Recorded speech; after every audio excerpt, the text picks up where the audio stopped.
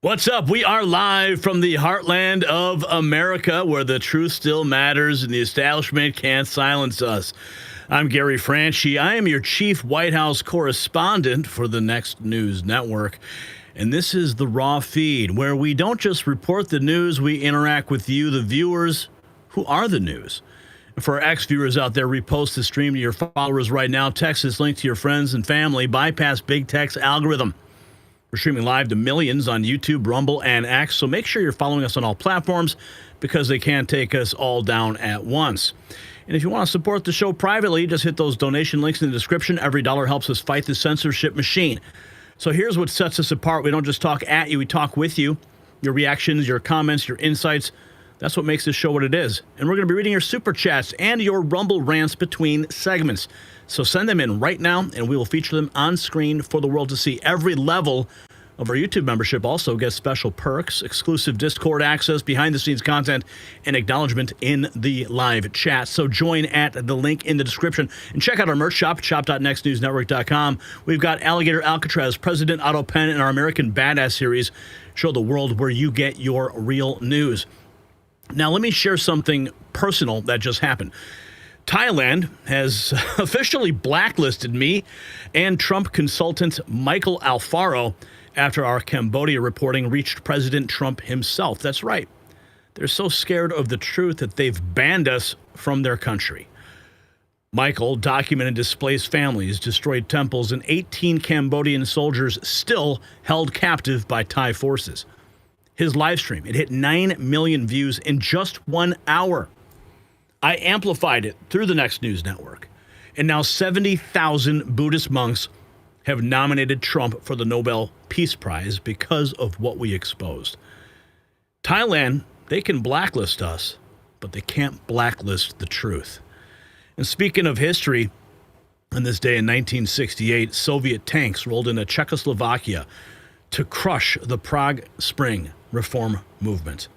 And just like then, today, we're watching authoritarian forces try to crush truth-tellers who dare to challenge the narrative. But here is the difference. We have the power of instant global communication, and they can't stop us. Now, today's show is explosive. We've got DNI Tulsi Gabbard stripping security clearances from 37 deep state operatives who orchestrated Russiagate. She's cutting the intelligence bureaucracy by 40%, while Kash Patel's FBI just arrested 200 child predators. And Adam Schiff is so terrified, he's hiring lawyers. In Washington, D.C., crime is plummeting. Robbery down 46%. Carjackings down 21%. But leftist protesters are screaming at J.D. Vance and Pete Hegseth for bringing law and order back to our capital. Meanwhile, the Smithsonian is displaying fetish gear, while CNN accuses Trump of erasing slavery. The woke mind virus is real. And speaking of reactions, James O'Keefe just exposed millions being laundered through major banks to tip off illegals about ICE raids. Fed Governor Lisa Cook is being investigated for mortgage fraud. Gavin Newsom's Trump impersonation is so bad, even Morning Joe is embarrassed. Plus, 3 Americans are dead because an illegal alien truck driver who couldn't read English crashed in Florida. Trump's new English-only rule for truckers is common sense. If you can't read the signs, you can't drive the truck. Now, the deep state thought that they could destroy Trump with lies. They thought they could silence us with blacklists. They thought they could control the narrative forever. They were wrong. Today, we expose it all. So buckle up, freedom fighters. This is your show. This is your voice. And this is your movement. So let's dive into the news they don't want you to see. But first, we welcome you to the show. We got DBDB, David Lipke, Michael Jones, Prism Ward, Miss Pothead Kenny, Latino Conservative in the house, Charles White, Karen Finley, Michael Fiacco in St. Charles. What's up, buddy? Who else is here? We got Lisa Lambs Grace, Patricia Duff, Matt B. Mann, Jennifer, Fire Medic 312, Sam Sheets, Alice Searcy, Blessed Mess, Kim Weig, Amos Moses. Who else? Farmer Juave. Who else is here? We got Scooby Dragon in the house. Elaine Miller. Stacy Schifflin is here. Truth is the future. Who else is in the house tonight? Jeanette, a watchman. Michael Jones, Pothead Kenny. Who else is here? Sound off. This is your moment to shine, folks. Tell me where you're watching from and what kind of device you are on. And I really wanted to wear, like, how big is, show everyone how big this movement really is. We got Gen X in the house. Captain Slack. Greetings from Phoenix, Arizona, the capital of hell. 115 degrees today. No, thank you. I've been to Arizona a handful of times, and I tell you, man, the heat there is unreal. I mean, it's super dry heat. I get it, but man, no way. Michael Jones, Sam Sheets, Robert Dawson, Bacardio NYT, Anna Chino from Pluto 8 from Western Mass. The state needs a lot of help. Pretty sure I'm the only one here who doesn't have TDS. It's lonely. And I'm the only one I know who doesn't do pronouns. Wow. Damn. That's got to be painful. Well, you're not alone here, buddy. Who else is in the house? Prism Ward. Please bring law and order to Illinois. Not with our governor. The only law and order he knows is at the buffet line. Right? Who else is here? Michael Ferrastro, Michael Thomas in Las Vegas. That's another one who's got the heat. Tyson Carey, Dennis Ganya, Thomas Bell in Texas, Michael Jones. Everybody's here. Kieran Vegas, Robert Dawson, Jim Holland, Future Shock. Bob Lemon is here. I hope you're not related to Don. James Rankin, all present and accounted for, says David. Richard and Janes. Cindy is here. Harold Hutchcraft, Patriots for Truth. Sam Duran. All in the house tonight. Okay, let's get to our first trivia question. We got to talk about Russiagate. Lots of big news there. Second segment's going to be fire too. Wait till you see we're going to cover that one. Whew. Yeah, next news is really making an impact globally. It's pretty wild. Okay, so let's get to our trivia question. Who led the House Un-American Activities Committee that exposed Soviet infiltration in the 1950s? Was it A, Joseph McCarthy's evil twin, B, Richard Nixon's barber, C, J. Edgar Hoover's mother, or D, Joseph McCarthy?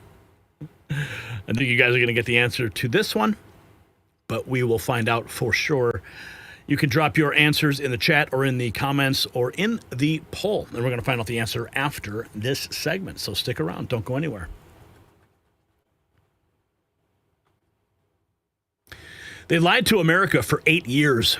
They destroyed lives with fake dossiers and phony investigations. They weaponize our intelligence agencies against a sitting president. Now the hammer of justice is finally falling. But will it be enough? Will it be soon enough? DNI Tulsi Gabbard just pulled security clearances from dozens of Russiagate conspirators, calling their actions a seditious conspiracy that broke America's sacred trust. The swamp creatures are panicking, forming legal defense funds, watching their power evaporate. But here's what they don't want you to know. This is only the beginning. The real question is, will we see handcuffs before they slither away into the shadows again? If there's one thing that is for certain, America needs justice, and it needs it now. Get ready for the receipts. And if you're getting close to retirement or just thinking ahead, you've probably done a solid job of saving, but here is something most people don't consider. How much of that money is just sitting in cash? Well, it might feel safe, but holding too much cash guarantees one thing. you're losing purchasing power. Inflation eats away at it, and the dollar's value keeps slipping. And that's why more people are looking at real assets like physical gold and silver to protect their savings. And one company makes it easy, Noble Gold Investments. Visit noblegold.com or hit the link in the description or call that number 877-646-5347. And when you talk to Colin, tell him Gary said hello. So Tulsi Gabbard is on fire. Man, she is just doing it all. Here is a picture of me and Tulsi at Ron Paul's birthday party a couple weeks ago. Amazing experience meeting her. And now we have this. This is just from a couple hours ago. Today, I'm launching ODNI 2.0, the first step towards bringing about transformational change that's based on cutting bloated bureaucracy, rooting out deep state actors, and restoring mission focus. When implementation is complete, ODNI will be more agile, efficient, and effective, reducing our organization by more than 40%, saving taxpayers $700 million a year.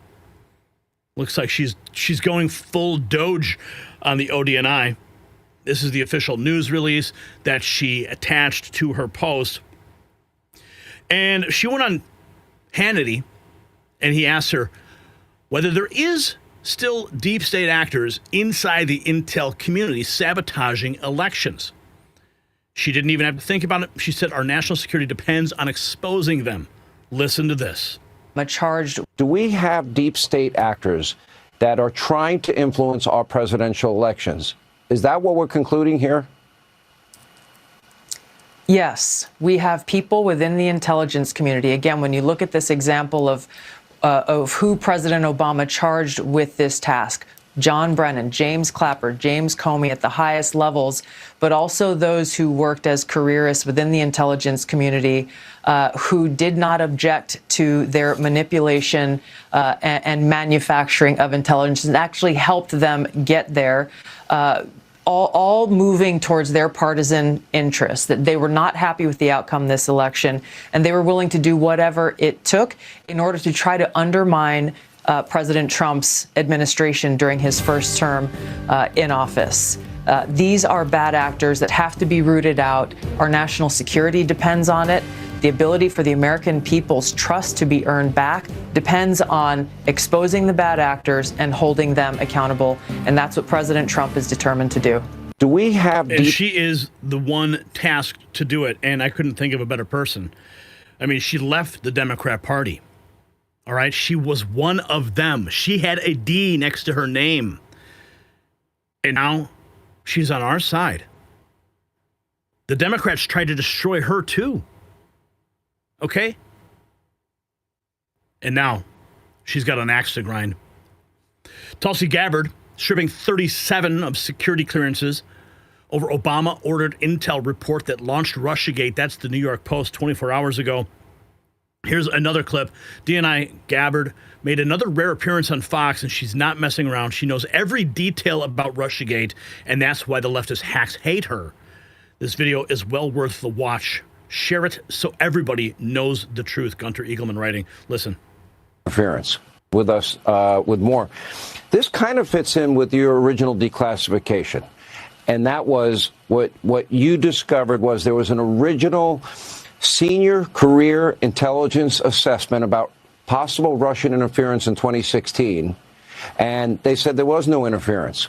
And correct me if I'm wrong. And then Obama himself reordered another assessment with top intel officials rather than listen to rank and file senior analysts that are career analysts? So there's a slight difference here in what you're saying, Sean. First of all, thank you for having me on. It's great to see you.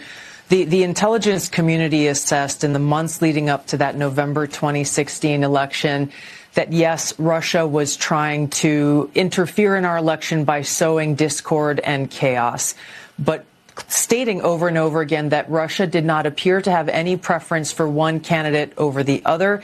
They viewed both as equally bad for Russia's interest.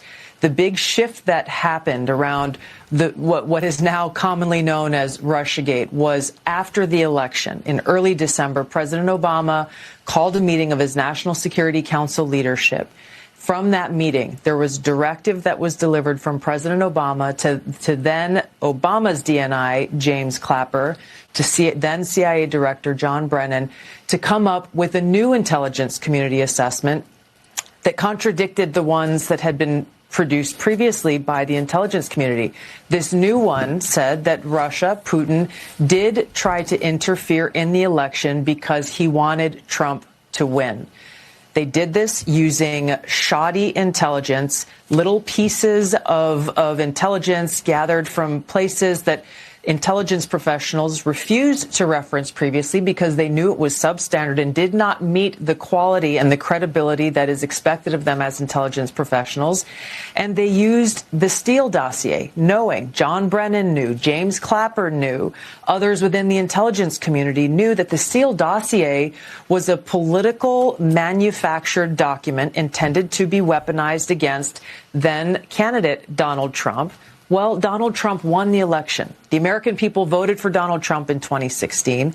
So these intelligence leaders, and John Brennan and James Clapper and James Comey, then director of the FBI, then used this Steele dossier as a source for this Obama-directed new intelligence assessment, again, stating and alleging that Putin, Russia, tried to help Trump win the election. Continuing on. Let's get to this. Gabbard ripping security clearances from 37 individuals tied to the Russia hoax. Here's the New York Post headline. Tulsi Gabbard strips 37 clearances from over Obama-ordered intel report that launched Russiagate.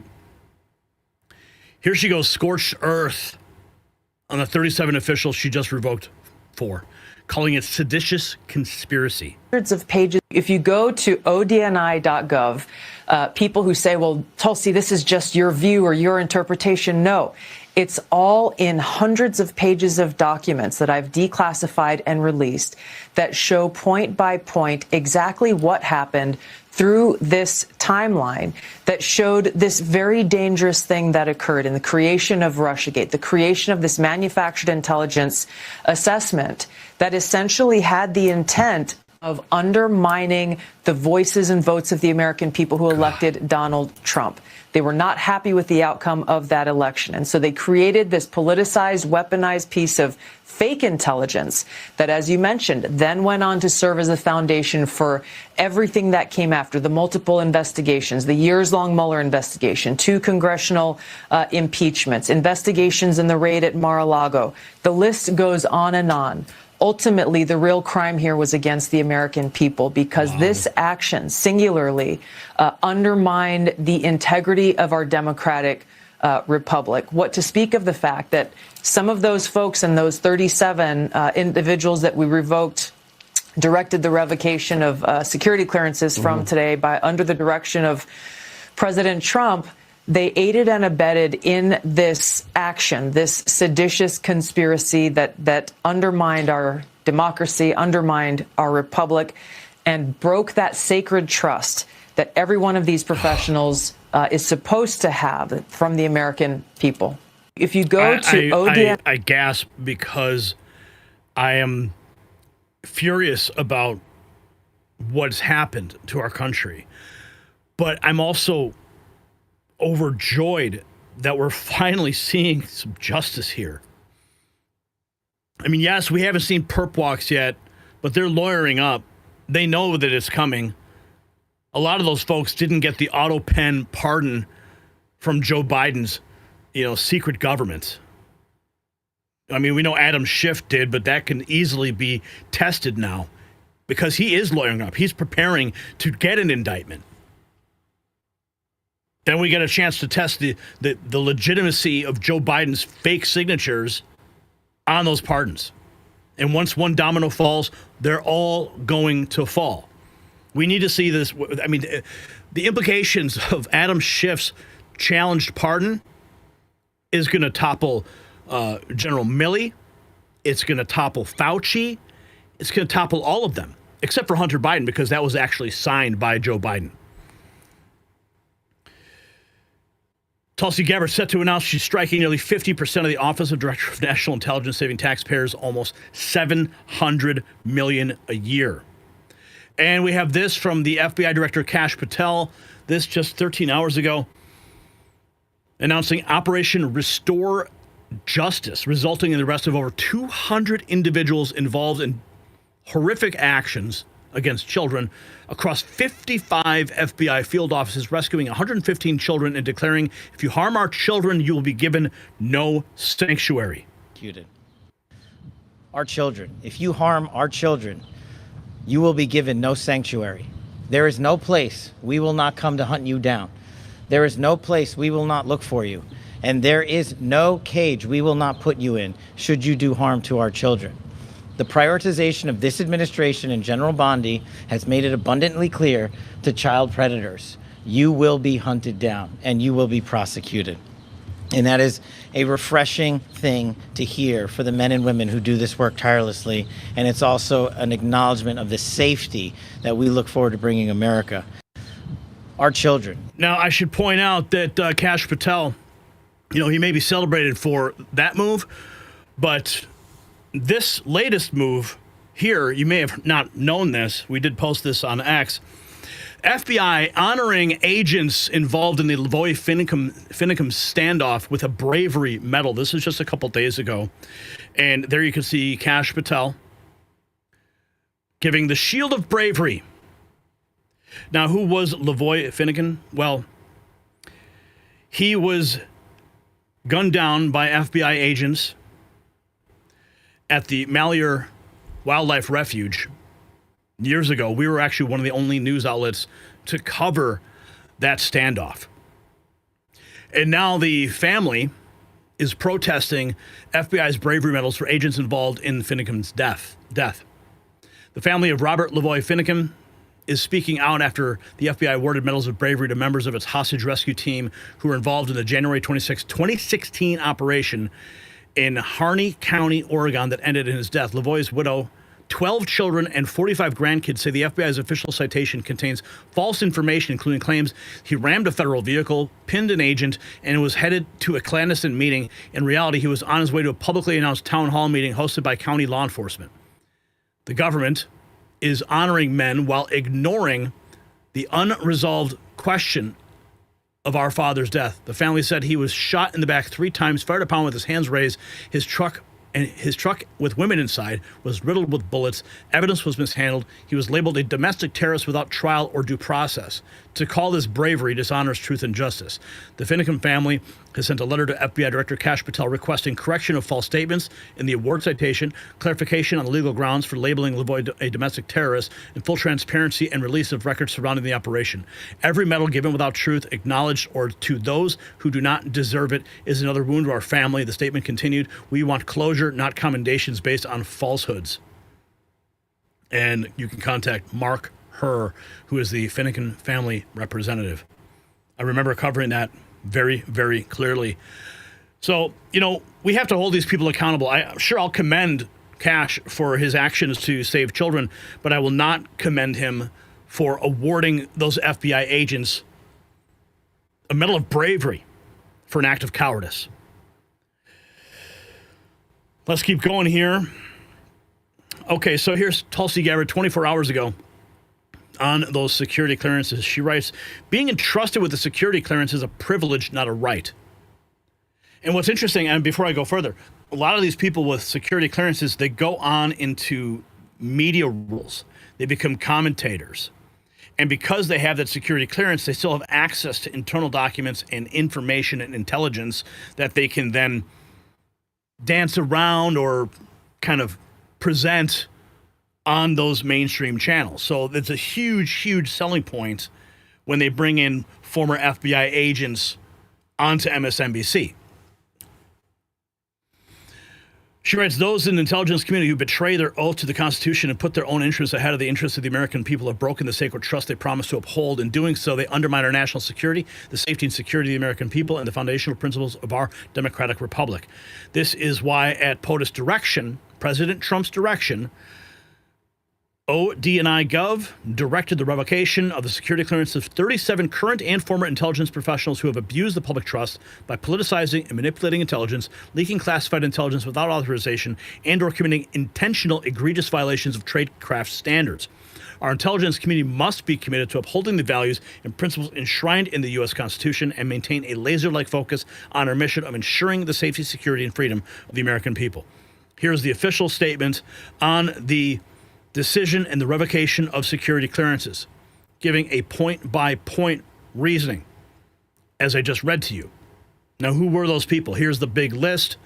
Andrew Cedar, Andrew Miller, Benjamin Cooper, Beth Sanner, Brett Holmgren, Charles Kupchan, Christopher Center, Corinne Graff, Dippreet Sidhu, Edward Gustaro, Emily Holm, Harry Hanna, Heather Gutierrez. I mean, the list goes on. And I wonder how many of these people are still profiting or were profiting off of that security clearance. Well, they can profit no more, because by doing so, she is enabling the rapid draining of the swamp. And we have this also 24 hours ago. Bombshell: Joe Biden's own DOJ threw up red flags on his auto pen pardons, new documents show. We were just talking about the auto pen and how it could be challenged through an Adam Schiff indictment. Let's take a closer look here. I know it might be difficult to read. I'll do my best to share it with you. Okay, so this looks like an email that went out to a bunch of folks. The subject was clemency list. And it says, I think the language offenses described to the Department of Justice in the warrant is highly problematic. And in order to resolve its meaning appropriately and consent with the president's intent, we will need a statement or direction from the president as to how to interpret the language. They couldn't even figure out what he was saying or who was even writing it. They wanted direct messaging from the president. The commutation applies to all federal offenses for which the inmate is under sentence. Now, this second yellow line, because it renders the language superfluous, I can't speak, which could be the intent. It's also likely it will result in commutations in circumstances, including crimes of violence, that was not intended. It's the guess as to what was meant by the warrant language and goes beyond the four corners of the warrant, something we do not normally do. Because no offenses have been described to the department from the president, the commutations do not take effect. There is yet to come clear direction from the president giving meaning to the language for the offenses described to the Department of Justice. I think best we receive a statement or direction from the president as to the meaning of the warrant language. They had no idea what the hell was going on, and they needed direct clarity to proceed in turning on the auto pen. And speaking of auto pen, here's Adam Schiff, one of the recipients of the pardon. Adam Schiff is shitting his pants right now, Gunter Eagleman writes. The lying POS just formed his own legal defense fund. Well, why would you form your own legal defense fund? It's because he knows the hammer of justice is about to drop. Tick-tock, he writes. Political organization notice of Section 527 status. Oh, now let's see if I can zoom in on that for you. See right there. There it is. The Senator Schiff Legal Defense Fund. If you want to go ahead and contribute to the Legal Defense Fund, go ahead. There it is. That's how you do it.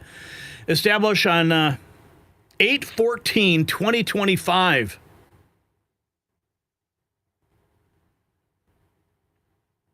What do you know? It is in motion because Adam Schiff knows his days are numbered. Shifty shift. Let's keep going here. Here's more from that. Schiff just formed a legal defense fund for himself. It is happening. Time to lock him up. And I know you and I would love nothing more to see this man in an orange jumpsuit. Here's more from James Comer. of the Oversight Committee 7 hours ago. Newly declassified emails reveal how unelected and unaccountable federal bureaucrats crafted false and politically driven narratives aimed at undermining President Trump. He tags Gabbard, the CIA director, Kash, and Morning with Maria. Let's listen in. With Michael Schmidt. Joining me right now is Kentucky Congressman and House Oversight Committee Chairman James Comer. Mr. Chairman, great to have you. Thank you so much for being here this morning. Good morning, Maria.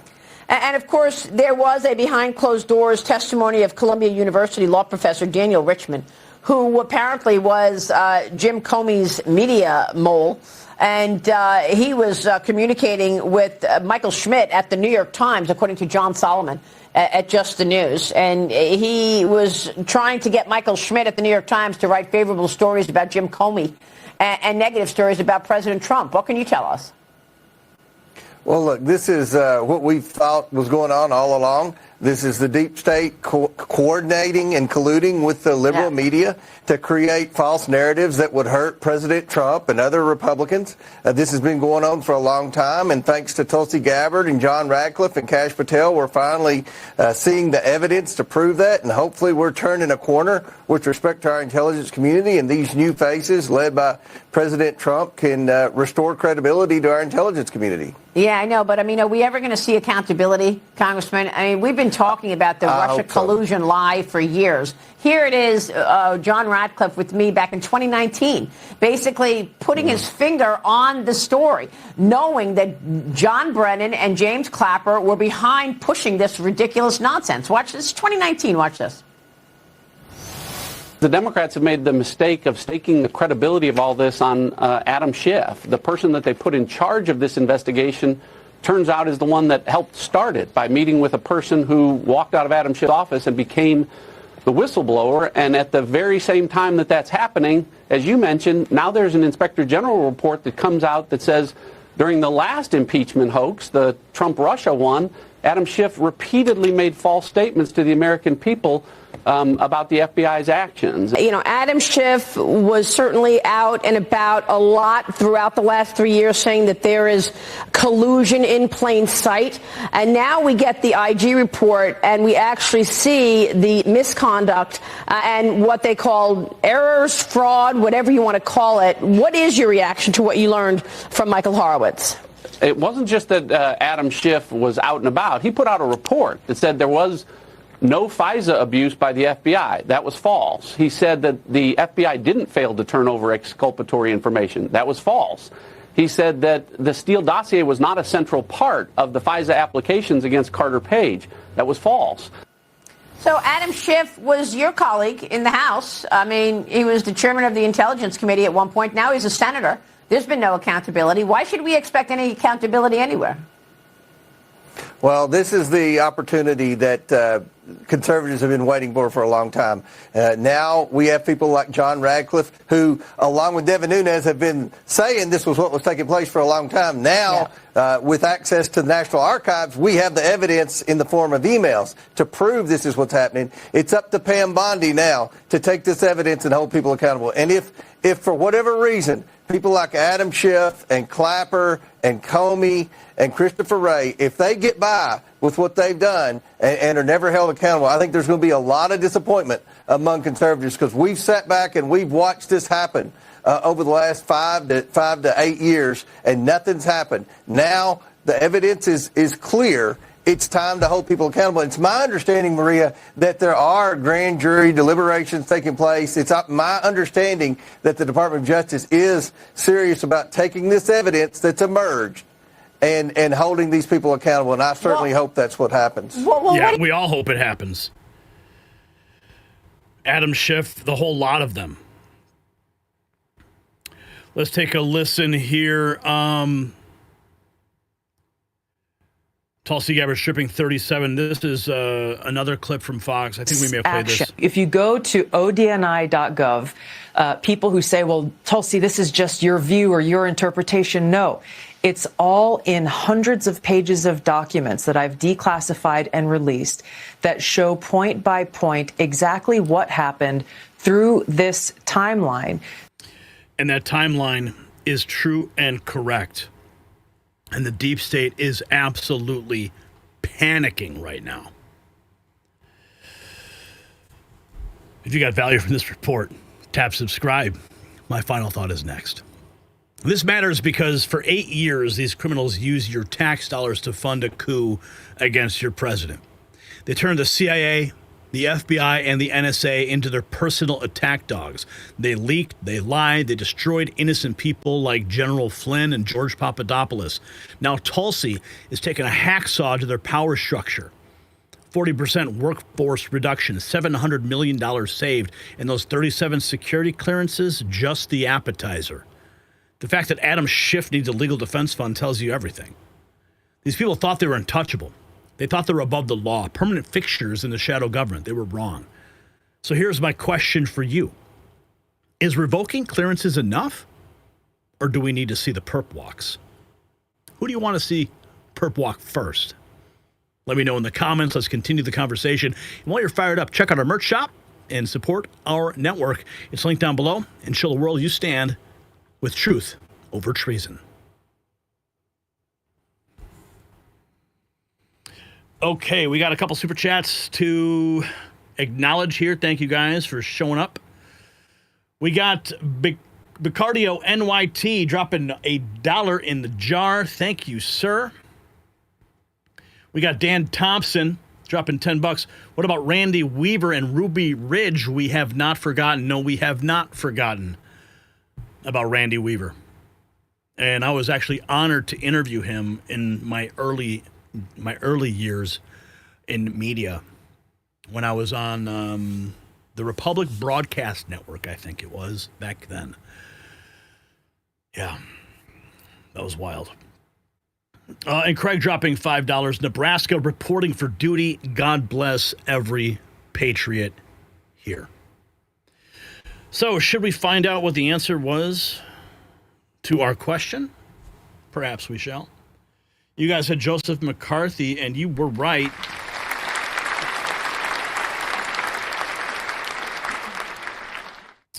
The Wisconsin senator led anti-communist investigations that exposed real Soviet infiltration, just like Tulsi's exposing today's deep state infiltrators. And now we're going to move into topic 2. You guys are going to want to hear this. Trump's global peace revolution. But first, a trivia question. How many monks ordained Cambodia's king, not Norodom Sihanouk, in his 1947 ceremony? Was it 70,000? A coincidence? I think not. B, just his mom in her book club. C, 108. Or D, whatever fits in a Toyota Camry. We're going to find out the answer. But first, we are going to get into the story.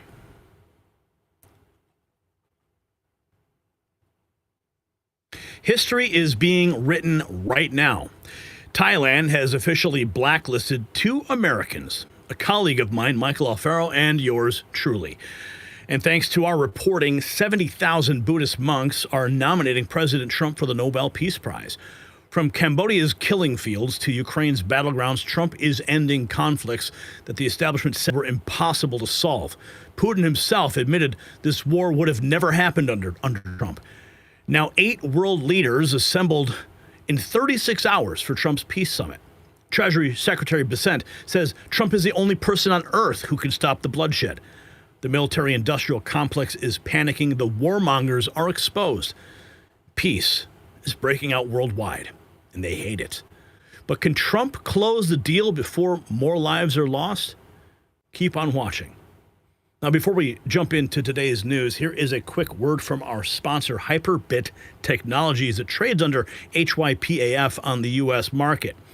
As President Trump puts the spotlight on crypto and pushes forward policies to keep America ahead in the digital asset race, Hyperbit is charging ahead with next-generation crypto mining technology, expanding on their multi-million crypto treasury that already includes Bitcoin and Ethereum, and aiming to position itself from pro-innovation laws and executive orders. Now, this is a complete diversified company that gives you one-stop exposure to the entire crypto sector without having to pick and choose individual projects. Honestly, I could talk about Hyperbit all day, but Trump's bold pro-crypto stance says it all.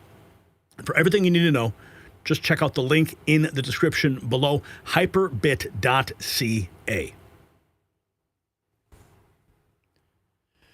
So this is the scene outside the White House. Take a look at this. Cambodians outside the White House thanking President Trump. Thank you, President Trump! Thank you, President Trump! Thank you, President Trump! Thank you, President Trump! We love you! We love you! Cambodia love you! Cambodia love you! USA! USA! USA! USA! USA! USA! Soldiers! We are soldiers! We are soldiers! President Trump, please help us! So how did we get here? Well, it's a very interesting story. And it starts with one person, Michael O'Farrell, bringing this to my attention. And now they're actually writing songs about him in Cambodia. Look at this.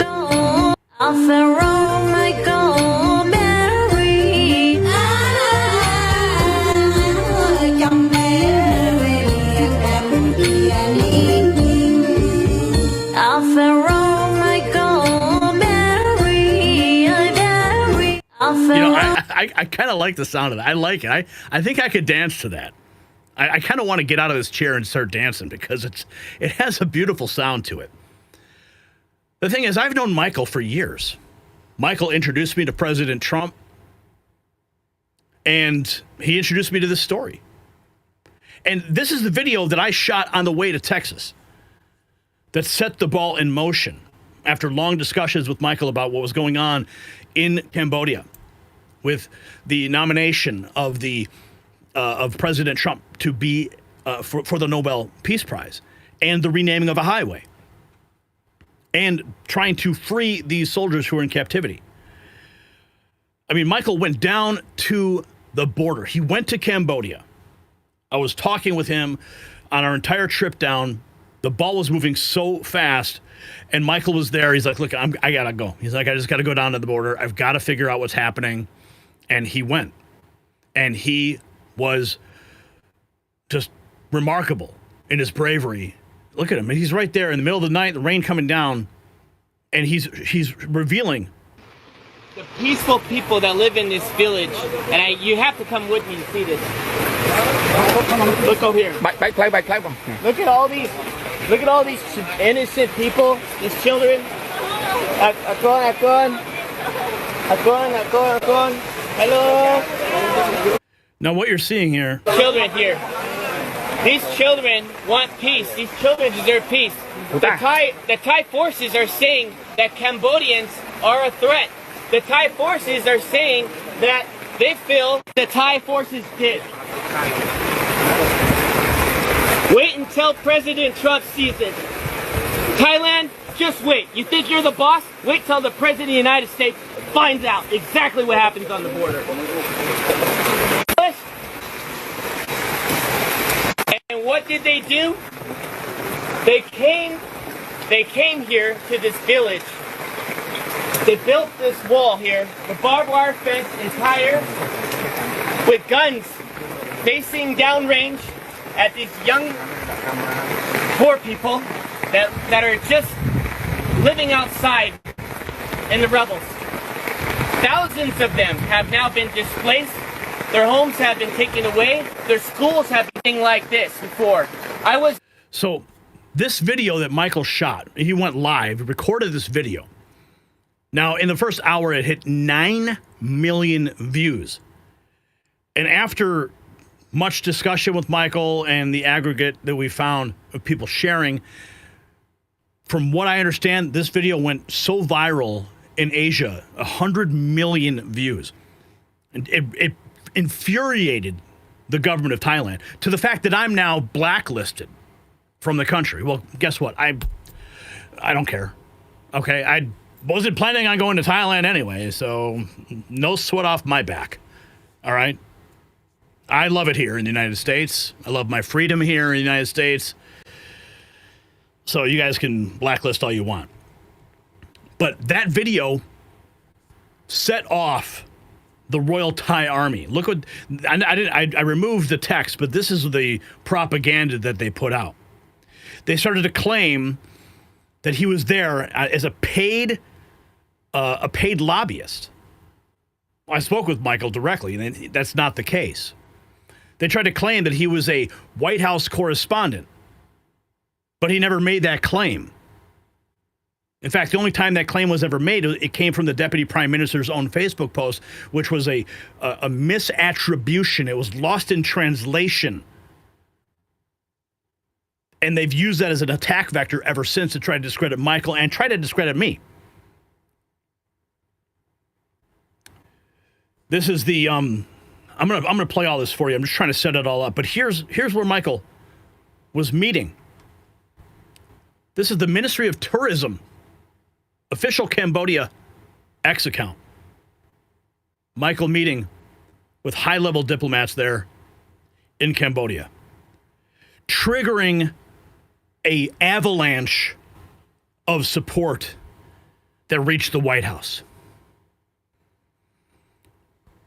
Thailand has officially blacklisted Trump consultant Michael B. Alfaro and myself, Gary Franchi, chief White House correspondent for Next News Network, after our reporting on the Cambodia-Thailand border crisis reached millions, triggering President Trump's direct intervention and led 70,000 Cambodian monks to nominate him for the Nobel Peace Prize. Michael traveled to Cambodia during the August ceasefire period after Trump warned both nations they could face tariffs if hostilities continued. On the ground, he met with the Deputy Prime Minister, Tourism Minister, and spoke by phone with Prime Minister and First Lady. He documented families displaced into plastic tents, schools and temples destroyed, 18 Cambodian soldiers still being held captive by Thai forces after being lured to the border under a false peace meeting. His live stream drew over 9 million viewers in just an hour, exposing the truth that mainstream media ignored. I amplified those findings to millions more through the Next News Network as a White House credentialed journalist who has reported from NATO and the White House press room. I've used my platform to ensure that Cambodian people's voices were heard. The response to smear campaign launched by the Thai army and left-wing reporters calling Michael a lobbyist and me just a YouTuber. Their intent was clear: discredit us to bury the truth. And when that failed, they escalated. Thailand blacklisted Michael Alfaro, targeted me by name in a desperate attempt to silence our reporting. But the truth is out. President Trump issued a dramatic ultimatum after reviewing Michael's footage. Cambodia and Thailand must return to the table or face U.S. withdrawal and tariffs. Within hours, both nations held their first peace talks since the conflict reignited. Now the Cambodian people call Michael a hero, and in September, Cambodian American communities will honor both of us with the Champion Trophy for standing with them when few others would. And today, history has made 70,000 Cambodian monks just nominated President Trump for the Nobel Peace Prize, citing his role in ending the decades-long border conflict. This extraordinary moment is a direct result of the truth Michael exposed in Cambodia. Thailand can blacklist us, they can smear us, but they can't erase the fact that our reporting reached the President of the United States, helped force peace talks, and has now contributed to President Trump's historic Nobel Peace Prize nomination. Thank you very much. They try to smear us, they try to attack us. Here's the letter. This is the letter that I received from the Cambodian Association of North Carolina. I'm deeply humbled to receive this letter from the Cambodian Association of North Carolina. I take no glory in reporting on these moments. I only do what I know is right in my heart. And that is only the guiding principle I have: to right the wrongs that I see. If it wasn't for Michael Alfaro bringing this situation to my attention, I would not have been able to help amplify the suffering and resilience of the Cambodian people in their most critical hour. And for that, I'm thankful. I accept this gratitude not for myself, but on behalf of those whose stories must be told. Too many in my profession would rather turn a blind eye to the pain of others, but being a journalist is not about comfort. It's about courage. It's about shining light into darkness so that justice may one day prevail. To the Cambodian people, thank you. It is my honor to stand with you. And for that, what do I get? I get attacked. But sometimes when you get attacked, you have to punch back. Here, they try to say that, Alfaro is just some kind of lobbyist. He's no connection to Trump. I'm just a YouTuber. Well, this is how far Michael and I's relationship goes back. In Chicago, this is from what was the date here? 2019. 2019. In Chicago, Trump polls donors on clemency for Rod Blagojevich. I was at that meeting at Trump Tower where Donald Trump addressed the room and asked everybody if clemency should be given to Rod Blagojevich. Rod Blagojevich, a Democrat. My mother hated Rod Blagojevich. God rest her soul. But I stood up in that room, and because I knew the pain that Rod Blagojevich's wife and children were enduring, and I said, enough. I knew it was politically motivated from the beginning, and I said, it's time to ease the suffering of his wife and children and bring their father home, bring their husband home. And I stood up in that room full of Republicans who would rather see a Democrat rot in prison than return to their family. And I said, free Blago. I screamed it. I jumped out of my seat and I screamed it. Because I wanted to right that wrong. To be damned, I don't care who was in that room. I don't care if it was a bunch of Republicans or GOP operatives or whoever. Made no difference to me. Charlie Kirk was in that room too. I remember meeting him there. But this is the point of that letter. These are the receipts I'm bringing. At the Chicago event, however, nearly all the 200, 300 people present raised their hands in support of clemency, said Michael Alfaro, a Trump fundraiser who sold tickets to attend an event. About 15 hands went up in opposition, he said, mainly from lawmakers and their aides. The president was definitely trying to take the temperature of the room and gauge, especially in a room full of high-dollar donors, how these people are going to feel if Mr. Blagojevich were freed, said Gary Franchi, a conservative video host and executive producer of the Next News Network internet programs, who was also in the room. So anyone who wants to say that we have no connection or, we're not part of this, group of people, yeah, I stood up and I shouted. And where's Blago now? Home with his family. Okay? And for these actions of supporting the voiceless in Cambodia, this guy, Matt Hunt, a France 24 freelancer with 5,000 followers who plays dress up, poses with Thai MPs, and smears us with discredited sources. Meanwhile, we're inside the White House and NATO. A reporting reached President Trump forced peace talks and drew millions. He decided to do a hit piece on me. Here's my response. White House correspondent. So Matt Hunt wants to pretend he's a journalist. Well, let's have a laugh. Here's a guy hiding out in Thailand, clout chasing for the French, jealous that while he scraps for attention on social media, Michael Alfaro and I are pulling in millions of views and shaking global diplomacy. And that's the difference between noise and impact. Michael risked his life at the border. He didn't just sit in a safe cafe tweeting for clout. He stood in the mud, in the rain, with villagers displaced by Thai aggression, and 9 million people watched him live. That's journalism. That's courage. And me? Well, I'm Gary Franchi. I'm the chief White House correspondent for the Next News Network. I've been in the White House press room. I've reported from NATO. The receipts are all over our feeds, but Matt couldn't even be bothered to take a look. Too lazy or maybe too scared, because if he checked, he'd save himself the embarrassment of running his mouth. Instead, he parrots talking points from discredited bias outlets that smear us as a hate group, right? The same stale garbage the establishment always uses when they're desperate to shut down truth tellers. And by doing that, Matt proves exactly what he is. An establishment puppet, a useful idiot for the very machine the people of Cambodia are fighting to expose. Oh, and by the way, Matt, that oversized press patch you wear like a costume, that's not credibility. That's insecurity. Real reporters don't wear a stitched-on badge in their bedroom for self-validation. Their work speaks for itself. Now, I don't usually waste time addressing clout chasers, but this one's just too rich. Matt Hunt wants to be a journalist. Maybe start by checking facts before humiliating yourself. Until then, leave the real reporting to those of us who are actually in the arena, giving voice to the voiceless and making history while you chase clicks. So, Matt, maybe sit this one out, because the adults are talking. So, Matt Hunt so I had to take that guy to task. I needed to. I don't normally do that, but that one I felt necessary to. And here's more on my report regarding the hero's welcome that Michael just received upon his arrival. Cambodian associate went back to the United States. Gary Franchi, I'm the chief White House correspondent for the Next News Network, and I have a very special report. This is a follow-up to the breaking story that we first reported. Two major Cambodian American communities from North Carolina and South Carolina are preparing to gather at Columbia Airport to welcome Michael B. Alfaro home from Cambodia.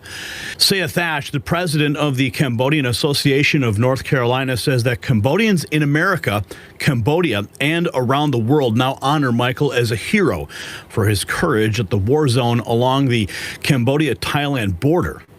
Now, Michael flew to Cambodia after President Donald J. Trump warned both nations that if the war continued, they would face tariff consequences. Well, that message from President Trump forced the ceasefire and brought both sides to the table for peace talks. But before that, the conflict was fierce. From July 24th to July 28th, the Thai military attacked Cambodia, killing a Cambodian soldier. And according to the Cambodian Mines Action Center, Thailand unleashed F-16 jets, Gripen fighters, artillery mortars, recoilless rifles, Israeli NG-5 light machine guns, U.S.-made M16A4 rifles with M203 grenade launchers, MK8 bombs, cluster bombs, and even toxic gas.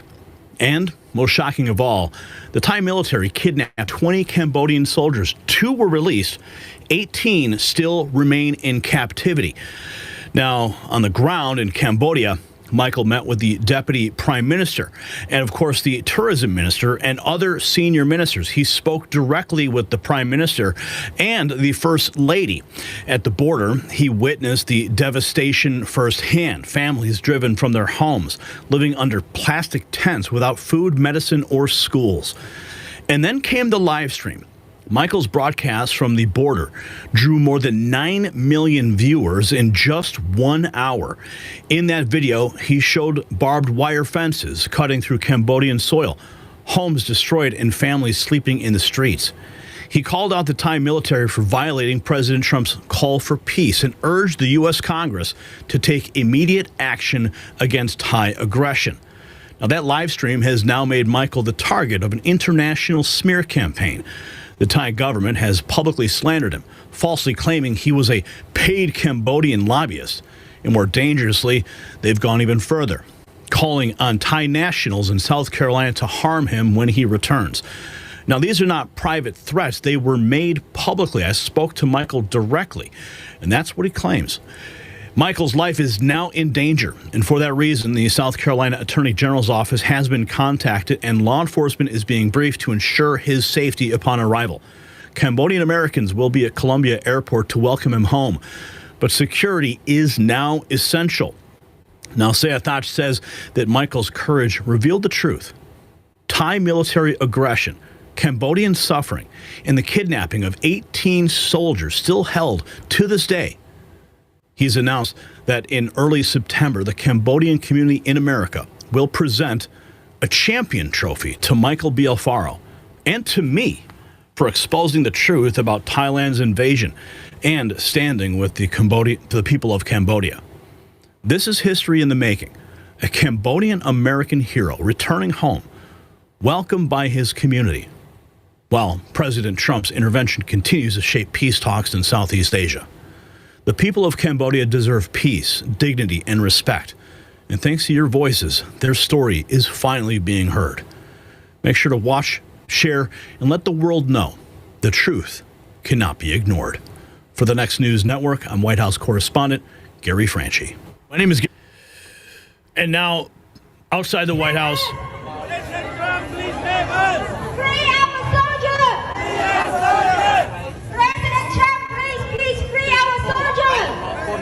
President Trump bringing peace, and even Fox News covered the Cambodian people, the Cambodian monks.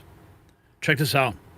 70,000 monks just broke their vows of silence. 70,000 monks just broke their vows of silence to nominate Trump for the Nobel.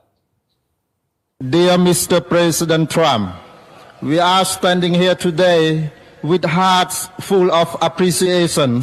Today, 70,000 Cambodian Buddhist monks are wholeheartedly supportive of our Cambodian Prime Minister Hun Manet to nominate you for the Nobel Peace Prize. Please accept, Mr. President. 70,000 monks can't be wrong.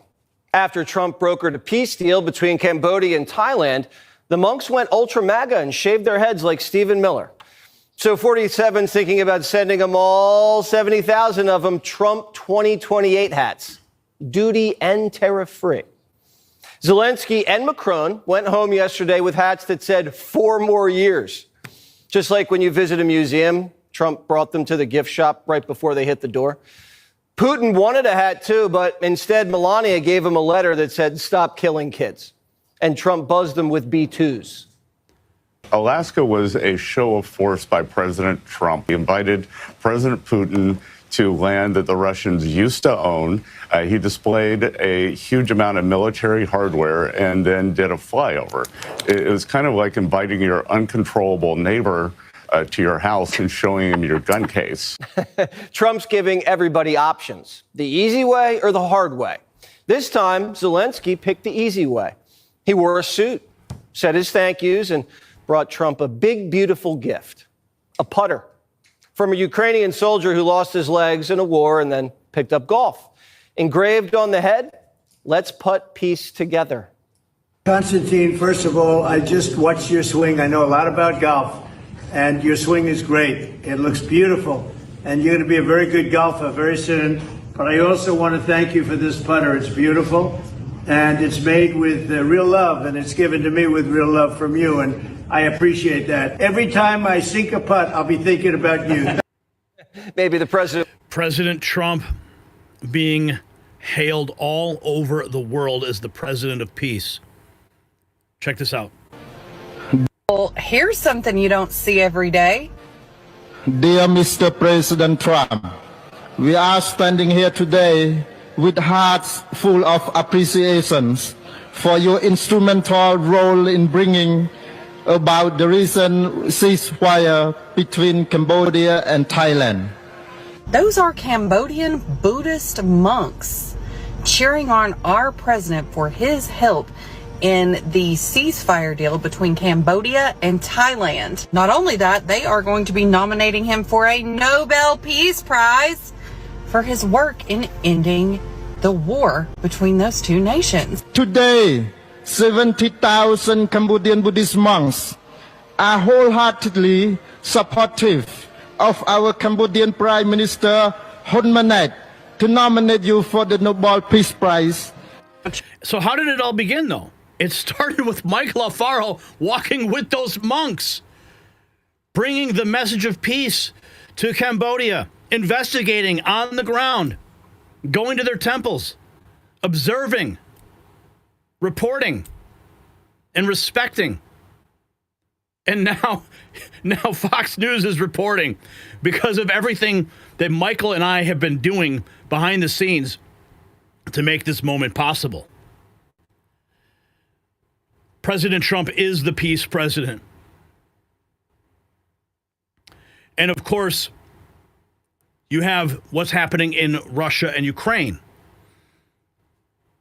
Who could bring those guys to the table? As you heard the Secretary Bessent, Putin on American soil, B-2 flyovers. I mean, I think we have, here he is. President Trump's meeting with the security guarantees go back to Friday. President Trump's meeting with President Putin in Alaska. And President Trump has wanted to end this conflict that never would have started if he had been president. And he convinced President Putin about the security guarantees, that it is what the Europeans call coalition of the willing. The U.S. will not have boots on the ground, may provide some kind of air support, satellite support, And then yesterday, President Trump came in with a plan. He doesn't do these things randomly. And he knew what he had to do with President Zelensky. It was a very good meeting. That wasn't flattery. The flattery argument on the part of NBC. Laura, please. It goes back to, again, in Alaska, that President Trump made a mistake inviting President Putin on U.S. soil, or the flattery. It's all the, they're demeaning themselves because President Trump wants to be a peacemaker. He's done 6 peace deals. He knows how to do this. He went in with a plan. We had a long pregame in the Oval beforehand. He had a strategy the whole time. And I don't think it's flattery. I actually think it's deference, because they understand that President Trump is the only person in the world who can stop this conflict. He's the only person in the world. Here's the Deputy Press Secretary Anna Kelly talking about why we are having these conversations. The only reason. Not just the president. The only reason we're having any of these conversations is because of this president's leadership. As Secretary General of NATO Mark Rutte, as the Finnish President Stubb all said, not just the president has said, this is a deadlock that endured 4 years of killing, of tragic loss brought on by Joe Biden's incompetence. And so, again, the only reason we're having any of these conversations is because of President Trump's ability to break the deadlock, to show vast leadership and make America respected again on the world stage, because we know, and President Putin admitted himself, this would have never happened if President Trump was in office. It would have never happened. Here is Ambassador Monica Crowley. We had 36 hours to gather 8 world leaders. 2 a.m. Think about the logistics. We're returning. Think about the logistics involved. 8 world leaders all coming to Washington, D.C. on the same day. From Alaska, which was a very productive meeting between Presidents Trump and Putin. We were coming back to Washington, D.C., and at about 2 a.m. on Saturday morning, while we were still on the plane, the president was making a series of phone calls around the world, and we heard that President Zelensky was coming to the White House at 1 p.m. on Monday. So we essentially had 36 hours to gather 8 world leaders, including 6 heads of state, gather them at the White House, and make sure every detail was taken care of to ensure the greatest environment, Martha, for the most robust, effective diplomacy. And I think we saw yesterday that only President Trump could convene this kind of gathering of so many world leaders on such short notice in pursuit of peace between Russia and Ukraine. You need a president who's a visionary leader, who is absolutely committed to the peace process, and this president is. I mean, he's already settled about half a dozen other world conflicts around the globe. And this one, as the president has said, has certainly proven to be the most difficult, but he is also incredibly committed to ensuring peace for all of the people in that region. We were returning from a... Here's more from the Deputy Press Secretary. No, I'm sorry. Here's more from Monica Crowley. Superhuman. We all talk about the superhuman strength and superhuman energy of President Trump. He literally works around the clock to make America great again, of course, but he also has these external issues like the war between Russia and Ukraine, which, as he says, would never have started if he had been president. It certainly didn't start in his first term, but he is left with a lot of issues that are very complicated, very dangerous. He's left with all of that to clean up from the Biden years. And so he is absolutely committed to doing it. He really is a man of peace. And of course, President Trump is driven by strategic imperatives for America's national security interests. But he is also really interested in saving lives. And he said... Here we have oil prices in war, energy prices influencing conflicts. Biden enabled this war. Well, they're probably not thinking about much at all, right? The Autopen's thinking. Look, President Biden enabled this war. Yeah. Because when President Trump took office the first time, energy prices were $140 a barrel for oil. That gave Russia windfall profits to pay for a war. President Trump comes in, and that's when Russia took Crimea in the Obama administration. Trump comes in, his energy policies drive the price of oil down from $140 a barrel down to $40 a barrel. Russia was broke. They didn't have any money to fight a war, even if he'd wanted to. Even if President Putin said, I'm going to be really tough, I'm going into Ukraine, he didn't have the money to do it. Well, they're probably not thinking about much at all, right? The Autopen's thinking. President Biden enabled. Here is the Steve Witkoff on peace missions. But we're in a negotiation, mediating, and I think we're going to be very successful because of the leadership of President Trump. But there were concessions almost immediately made on the part of the Russians in the first meeting in Alaska. And, part of getting those concessions was learning whether we were going to be able to see the Russians prepared to be more accommodating. And it was clear that's a bit of intelligence that's really important for us to see. And the president fleshed that out almost immediately. And that's what led to the length of the meeting. We stayed there for quite some time because we actually made progress on how we might get to a peace deal. A ceasefire deal is very, very easy to break because it doesn't have all the ingredients attached to it. A peace deal is much more different. It's sturdy. And the president began to sense in this meeting in Alaska that we had a lot of the precursors agreed to for a peace deal. So why not pursue an entire peace deal? And of course, in this sort of nutty world, he got criticized for that. I sat and watched it and marveled at it, to tell you the truth.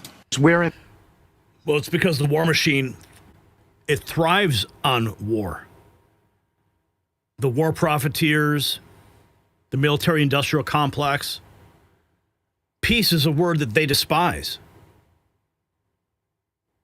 How many more body bags can they sell? How many more bullets can they sell? How many more tanks and helicopters and planes can they build? How much money can they launder through Ukraine? Right? All that stops once the word peace is on the lips of world leaders, and that's what President Trump is doing. He's making everybody talk about peace. From Russia and Ukraine to Cambodia and Thailand.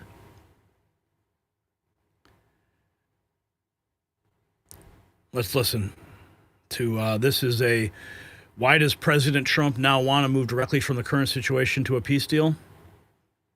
By some statement. Okay, and one of the things that since the Alaska meeting on Friday is that there's no longer any discussion about a ceasefire. Why do you think the idea of a ceasefire was put to one side and President Trump now seems to think it's better to go from where we are now directly to a peace deal? What's the thinking? I believe that we will get more about what happened really in Alaska very soon. President Trump was badly criticized for convening meeting with Putin, but I wouldn't join those voices criticizing him because I do remember great talking between Obama and Putin when Kremlin already invaded Georgia and Ukraine. I do remember many other US presidents wanted to look into the eyes of Yeltsin or Putin and try to find some wisdom there. So it's not the kind of only unique role of ongoing president of the United States, but definitely the language Trump's administration chooses right now, it's much better for Ukraine.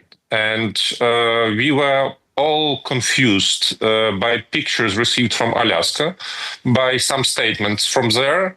And after discussion in Washington, we still believe that we are all allies and we do understand that Russia shall be stopped and this war shall be over. Peace through strength. Uncle Jimbo, if a peace deal is made, how are the Democrats spinning it? Guaranteed they'll start to say in unison, Trump's bowing down to Putin. These people are sick. They'd rather see war continue than Trump come out ahead and make a peace deal. This is history in the making, folks. And we are right at the center of it all. And you are witnessing it.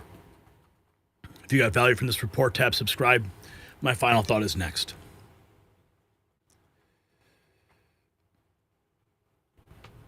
This is what real leadership looks like. While Biden sent billions to fund endless war, Trump makes one phone call and suddenly peace talks are happening. The establishment hates this because war is the business model. They profit from death, destruction, and division. Trump threatens their blood money pipeline by actually solving conflicts instead of managing them.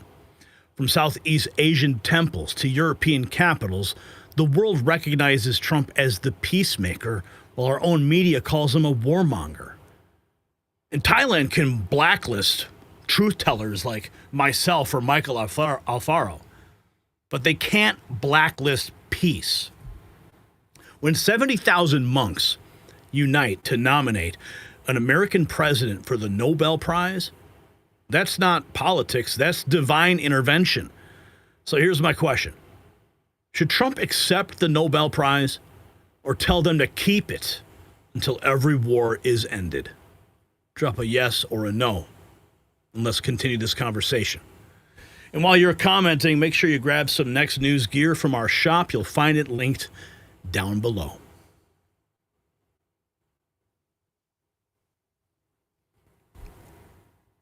Wow, that one went long. 37 minutes.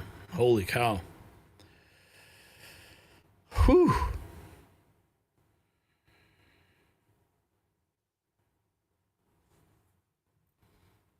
All right, we got some super chats. Nice. You guys are stepping up to the plate tonight. Okay. Karen, pronounce Corinne. Okay, Corinne. Great reporting tonight, Carrie. Want to see Schiff and Clinton perp walks. Thank you, Corinne. Pothead Kenny. Gary, I told you a year ago you were a humanitarian. Whoop, there it is. Love you, brother. Yeppers. Happy to be a part of this. Thank you, Pothead Kenny. $5. Prism Ward. Hippo character applause was nodding in approval, saying GG. All right. Thank you for that. We're at $26 in super chats right now. Can we step it up? You think we'll hit $100 tonight? That'd be nice. Okay. Let's get to our trivia answer, and then we're going to go into our next topic. The answer was C, 108. You guys said 70,000.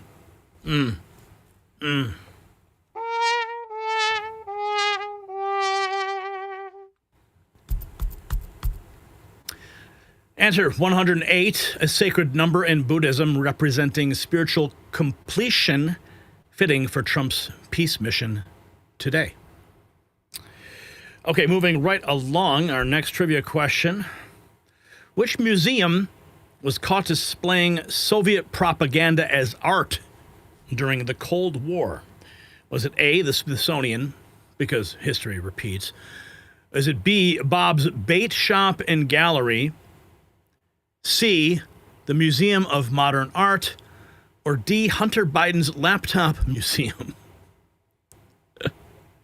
We're going to find out the answer. You can weigh in the chat, the comment, or the poll. But first, we're going to get into woke museums versus dead trucking victims.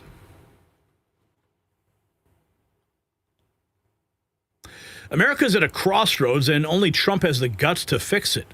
Our museums have become woke indoctrination centers. The Smithsonian literally displays fetish gear while Democrats scream that Trump wants to erase slavery for demanding truth over propaganda.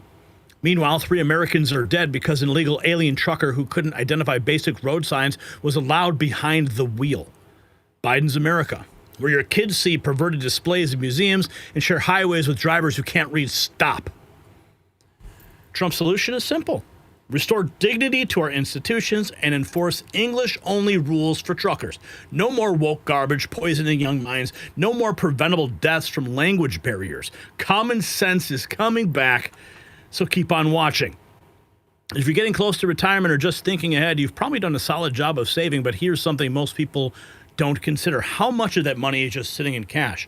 It might feel safe, but holding too much cash guarantees only one thing. You're losing purchasing power. Inflation eats away at it, and the dollar's value keeps on slipping, and that's why more people are looking at real assets like physical gold and silver to protect their savings. And one company that makes it easy is Noble Gold Investments. Visit nextnewsgold.com to learn more. Or you can call that number on the screen, 877-646-5347. And when you talk to Colin, you tell him Gary Franchi said hello. So this was just posted 9 hours ago. The Smithsonian Museum has a pride section. How lovely. Where they show off fetish clothing. Yeah, that's a thing. I want to take you back and show you something I saw when I went to the American History Museum in 2020. There are some legitimately amazing American artifacts in that museum. George Washington's sword. It's pretty good. These two bullets hit each other in a Civil War battle. One of those bullets could hit a guy. Another bullet could hit a guy, affecting a whole family line forever. And now, we're in a timeline in which neither guy got hit. Wow. This tree got wrecked in the Civil War. Look at it. Look at all the bullet holes. Just imagine the chaos that went around that tree. The hat that Abraham Lincoln was wearing when he got shot. Now that is wild. I didn't even know they had such an artifact, and it's crazy to see it in person. What the f*** is this doing in a goddamn museum? Are you kidding me with this? Degeneracy? Look at the kids looking at it. This display on gay pride movements put out fetish gear. This was at the entrance of the museum, so every person who entered walked by this. That's right, this was proudly on display in the same building as the hat Lincoln wore while he was shot. Call me prude, but I find this disgusting, and this is one example of what I'm sure is a mountain of woke garbage stinking up these museums. I want to take you back and show you something I saw when I went to the American History Museum in 2020. There are some legitimately amazing... Can you believe that?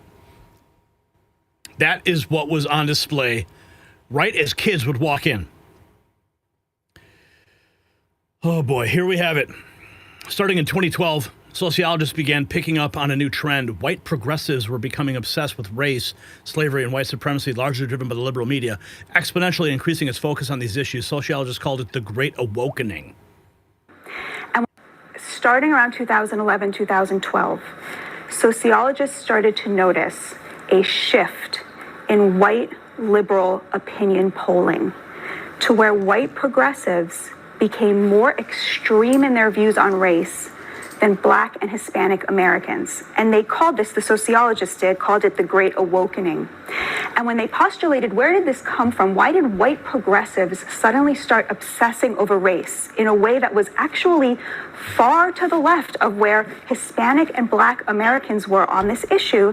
They found that the media had shifted radically how it talked about these issues. So for example, in 2010, the words white supremacy were mentioned 75 times in the Washington Post and the New York Times. But the media is different from museums. In 2020, the words white supremacy... You see how they're already trying to like, oh, but. No, it is the media. The media is the problem, as well as our universities and schools, of course. Were mentioned 700 times in the Washington Post and the New York Times and 2,400 times in NPR. The word racism, 4,000 times in 2020.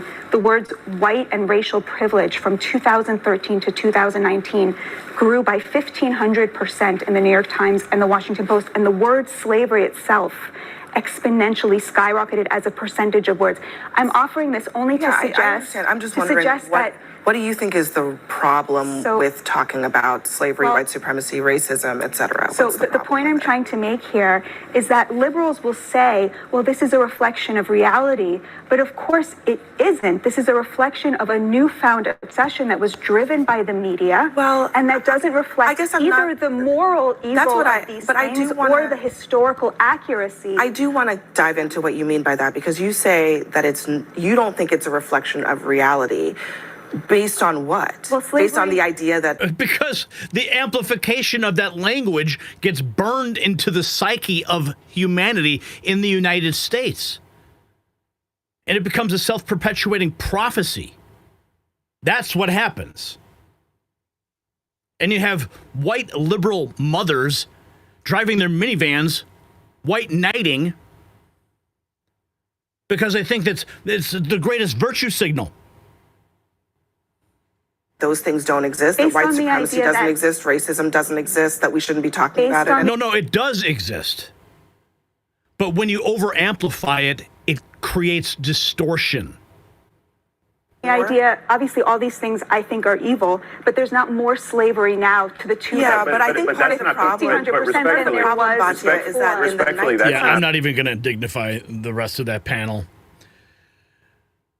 Okay, Representative Eric Swalwell, he says that Trump supports slavery. Prove me wrong. And he posts this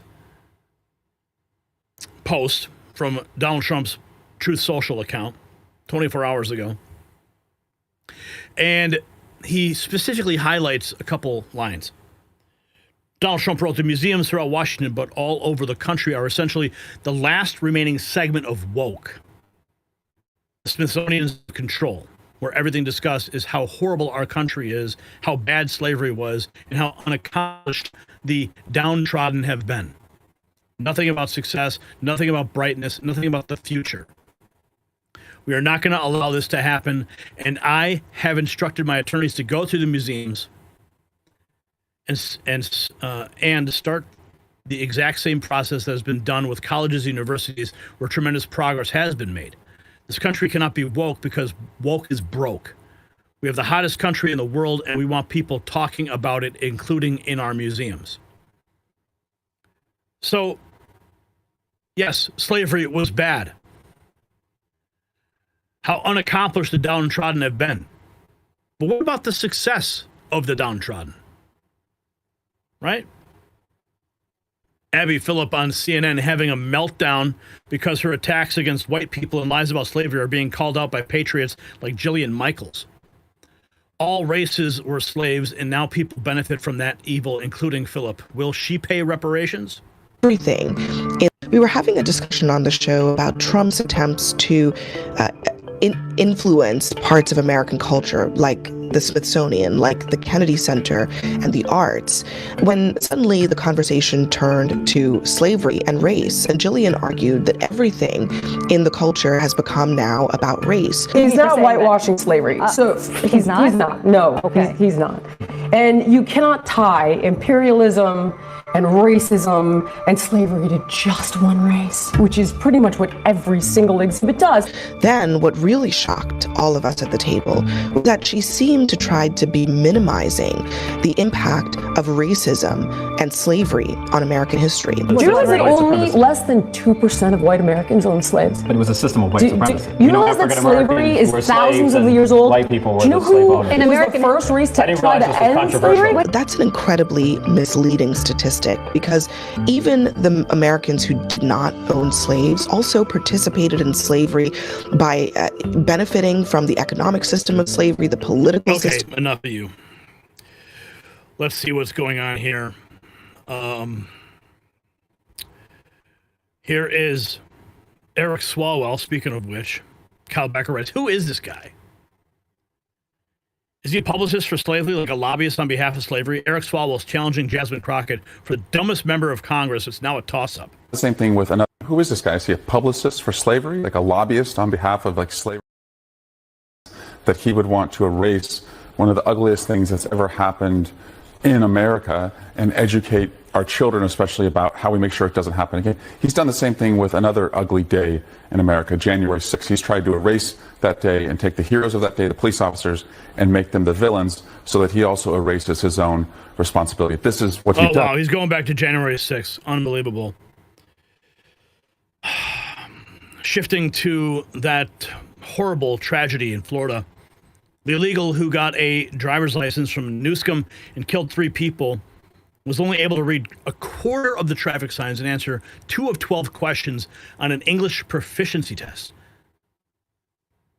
State police made Dana, 28-year-old Harjinder Singh, is expected back in Florida later this day. state charges of vehicular homicide. He's currently being held in California without bond. He appeared in court yesterday with the help of an interpreter. He agreed to sign paperwork for his extradition, and Florida authorities must pick him up by August 27. Singh was driving on Florida's Turnpike last week when authorities say he attempted an illegal U-turn, blocking oncoming traffic. A minivan slammed into the trailer, killing 3 Florida residents inside. Following the wreck, investigators with the U.S. DOT gave Singh an English language proficiency test. According to a DOT press release, the driver failed the assessment, providing correct responses to just 2 of 12 verbal questions and only accurately identifying 1 of 4 highway traffic signs.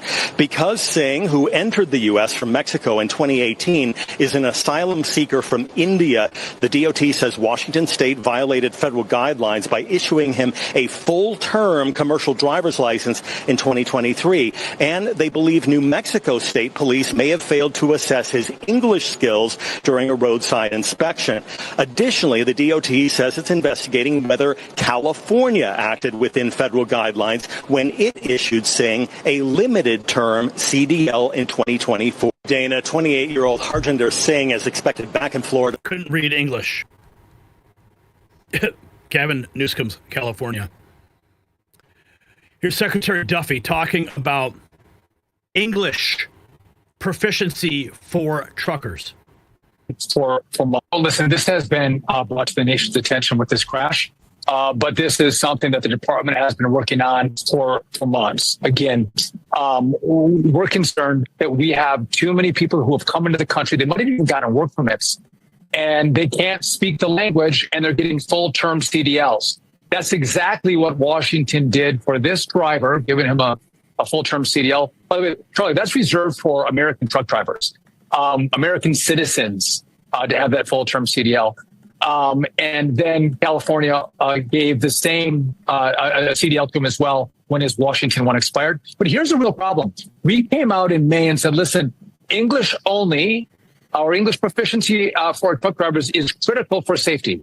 And now some of the left gave us blowback and they gave us pushback and they said we were being too harsh. They were anti-immigrant. And we said, no, this is about safety. You have to be able, as a truck driver, to understand the road signs. But also, if you're pulled over, you have to be able to communicate whether you're at a weigh station or with law enforcement. What's on your load? What are you carrying? Where are you going? Where are you coming from? You have to be able to communicate with law enforcement. And so this driver was pulled over in New Mexico last month in July after our initiative was fully in the works. And they failed in New Mexico and they pulled him over for speeding to give him the English test. And had they done that, they would have put his vehicle out of service and taking him off the road. But because they didn't follow our directive, he went back on the road and was able to commit this horrific crash in Florida, taking 3 innocent lives with them. And so, again, we're doing what we can at the DOT level. We have to ask for states to participate with us because driver's licenses are issued in the states. We are engaged in a full investigation, and through that, there are a number of issues based on that investigation that we can take to inflict some pain to guarantee that our states are complying with federal law and regulation. Now, I noticed what you're noticing. I do apologize. We seem to be having some connectivity issues with our speed, and that's why I'm blurry, and that's why our clips are showing up blurry. But the show must go on, because Abby Phillips of CNN is having a meltdown because of her attacks against white people. Well, we just played that. My bad. Abolitionists founded the Republican Party. Then they ended slavery. The Democrats were not amused. Scott Jennings, 11 hours ago, writes that it's true that slavery is one of the darkest chapters in American history. But it's also true that a lot of brave Americans fought a war to end it. That's my personal view is slavery was a reprehensible institution. I agree with your words that it was our original sin.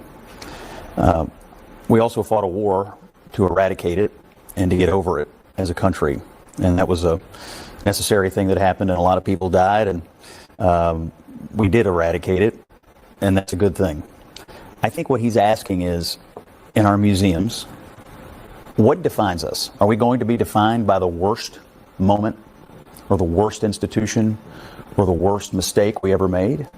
Or are we going to be defined by what we've done moving forward to get over it and to become the greatest nation on the earth? My belief is that he wants to look at these museums, not because he wants to do away with the idea that slavery occurred, but that he wants to ask a very simple question. Are we going to present ourselves as being exceptional or not?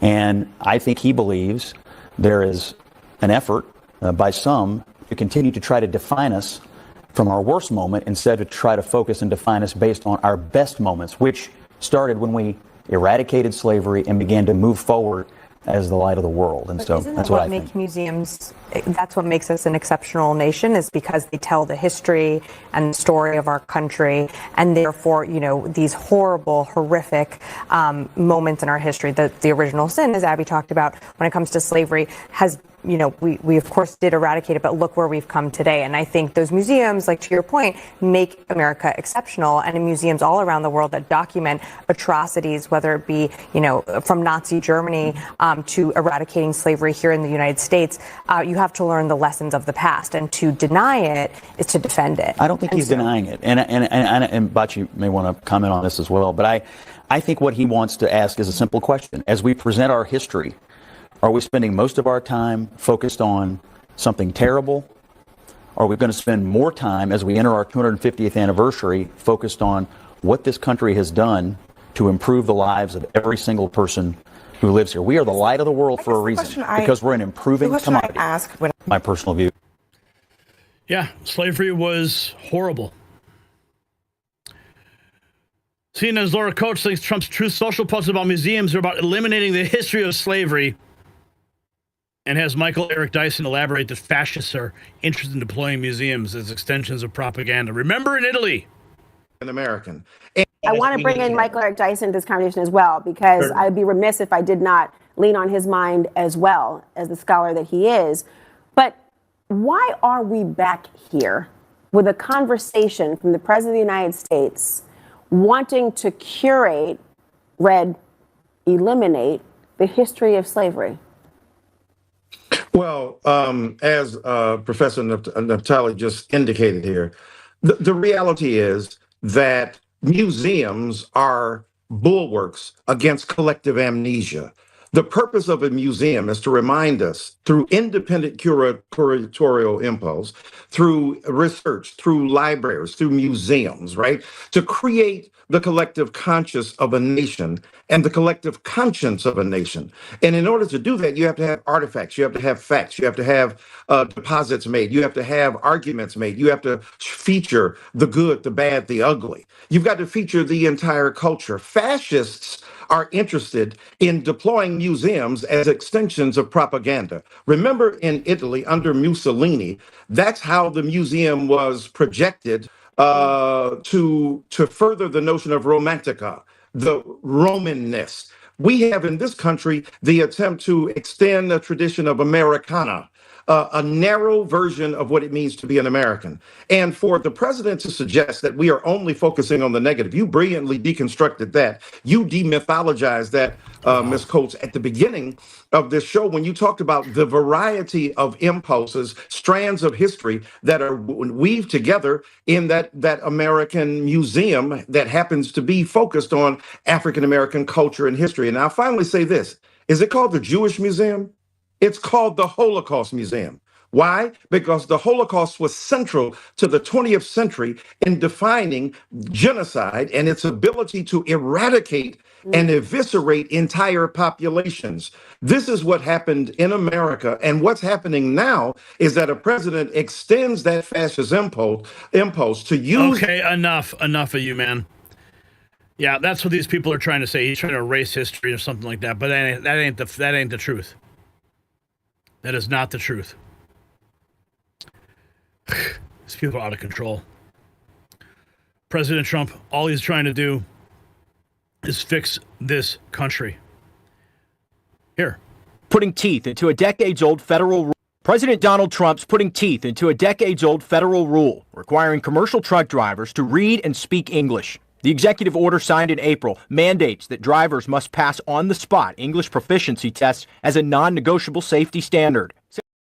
Sean Duffy says the law put in place during the Obama administration has never properly been enforced. Allowing drivers who cannot read stop signs or understand police officers' instructions to operate an 80,000-pound big rig threatens the safety of every American on our roadways. The two-step test requires drivers first respond to authorities sufficiently in English. If the driver passes, but the officer suspects incompetency, step 2 requires they pass a highway traffic sign assessment. The side of the road test regarding this executive order is really about proficiency. Some basic English. When you look at a sign, you understand what it means to protect everyone on the road. Supporters say the issue is about safety, not politics. Alex Miller is the president and CEO of the Florida Trucking Association. She tells me all drivers, especially those operating 40-ton rigs, need to fully grasp what's on the road. I think that it is a significant issue, especially when there are so many cross-border trucking companies and then moving goods, back and forth from Mexico. Failing the test puts the driver out of service immediately and could disqualify them from obtaining a CDL in the future. President Donald Trump's putting teeth into a decades-old federal rule. You want safe roads? President Trump is working to make that happen. First ticketed, 2 commercial drivers in Alabama were among the first ticketed under a revived federal rule that requires truckers to speak and read English. The Department of Transportation is now enforcing a Trump-era executive order signed in April, directing officials to take drivers off the road if they fail basic English requirements. The move reverses the Obama-era policy that issued warnings instead. Transportation Secretary Sean Duffy confirmed in May that the rule would now be enforced nationwide. Drivers must be able to read signs, talk to police, and keep records all in English. 2 commercial drivers in Alabama. Long overdue. Started during the Obama administration, right? If you got value from this report, tap subscribe. My final thought is next. So this is about protecting our children and our families. The same leftist ideology that puts fetish gear in the Smithsonian puts non-English speakers behind the wheel of 18-wheelers. They've turned our cultural institutions into grooming centers and our highways into death traps. 3 families are planning funerals because Democrats cared more about being inclusive than keeping Americans alive. Transportation Secretary Duffy said it best, you gotta speak English. It's not racist, it's survival. Meanwhile, they're teaching your kids that America was built on evil while hiding the fact that Republicans ended slavery. And Trump's asking the right question, will we be defined by our worst moments or our greatest triumphs? So here's my question for you. Should museums displaying fetish gear lose all federal funding? Drop a yes or no in the comments. And you can support real American values by checking out our patriotic gear at shop.nextnewsnetwork.com. You'll find it linked in the description.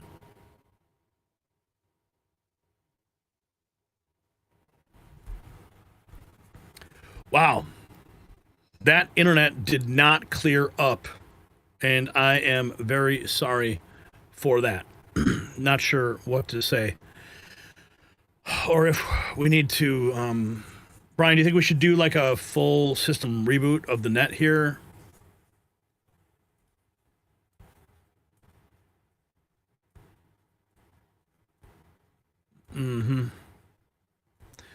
Well, I don't want to have to disrupt this program just because we're going to test, and it's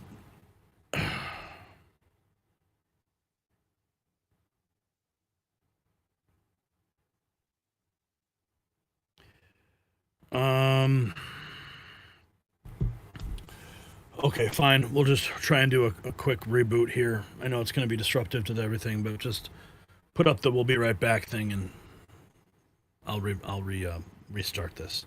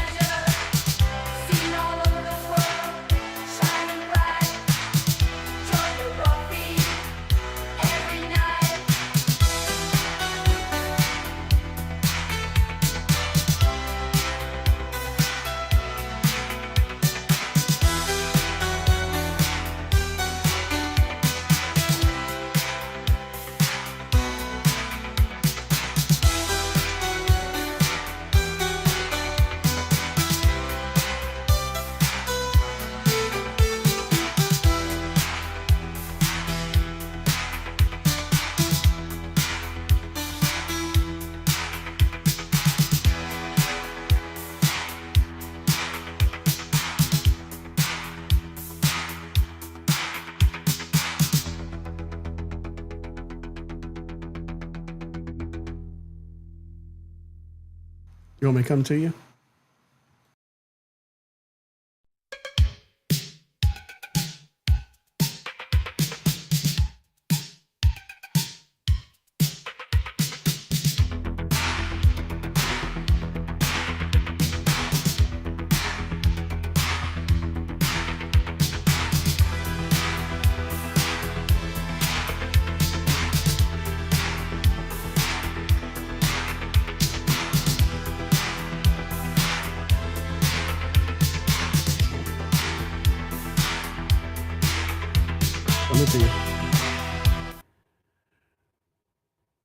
Okay, doesn't look like it's any better, does it? My goodness.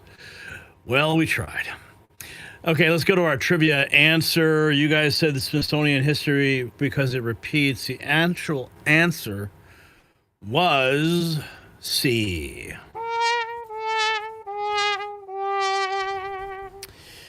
The Museum of Modern Art, they push Soviet propaganda as revolutionary art. Sound familiar?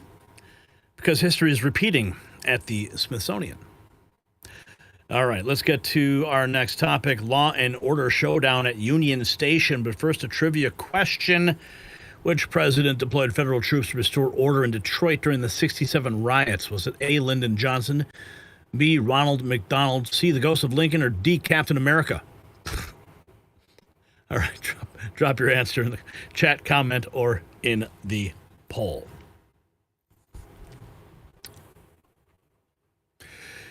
Union Station just became ground zero for the battle over law and order. Leftist protesters screaming fascist at our vice president while working Americans celebrate plummeting crime rates. These professional agitators show up at 2 p.m. on a Wednesday because they don't have jobs, shrieking at the very people making D.C. safe again. Robbery down 46%, carjackings down 21%, but the radical left is furious that families can finally walk the street at night. They called Pete Hegseth a Nazi. They told Stephen Miller to get out of their city. But here's the truth bomb they can't handle. D.C. residents, especially black families terrorized for decades, are begging for more. The showdown is real, so keep on watching. And while leftists scream about fascism at Union Station, real America, the return of safety to our streets. Just like our bodies need proper support to stay strong, our communities need law and order to thrive. Speaking of staying strong, let me tell you about ageless multi-collagen. As we age, our collagen production declines, leading to wrinkles, sagging skin, and visible aging. By our 40s, we're losing 1% more each year. That's why I've relied on ageless multi-collagen for years. 5 key types from 4 premium sources, perfectly blended for maximum absorption. Every order helps feed a hungry kid through nokidhungry.org. Okay, 51% off at healthwithgary.com, plus free shipping and a 60-day guarantee, because looking your best while fighting for America is what we do. You'll find it linked in the description. Here's the vice president just a couple hours ago. I don't know why Democrats seem to love public disorder. Listen to him. Majority of residents. I don't know why Democrats seem to love public disorder and chaos almost as a political ideology. And I think that part of what's going on is Democrats have gotten so divorced from the communities that they allegedly serve that they don't realize the gross majority of residents in D.C., they want to walk through Union Station and just have a bite to eat or enjoy the space with their families. They don't realize that so many people have been absolutely terrorized by Democrat crime policies. And so maybe they just don't make the connection between what Gavin Newsom says and the fact that places like D.C. or Los Angeles have some of the highest murder rates in the world. I don't know why. Here's the moment. Liberals have lost it. Protesters at 2 p.m. on Wednesday are screaming fascist at Vice President and the Defense Secretary as they walk through Union Station, all because they're trying to restore law and order. Again, why are these protesters always complaining instead of working?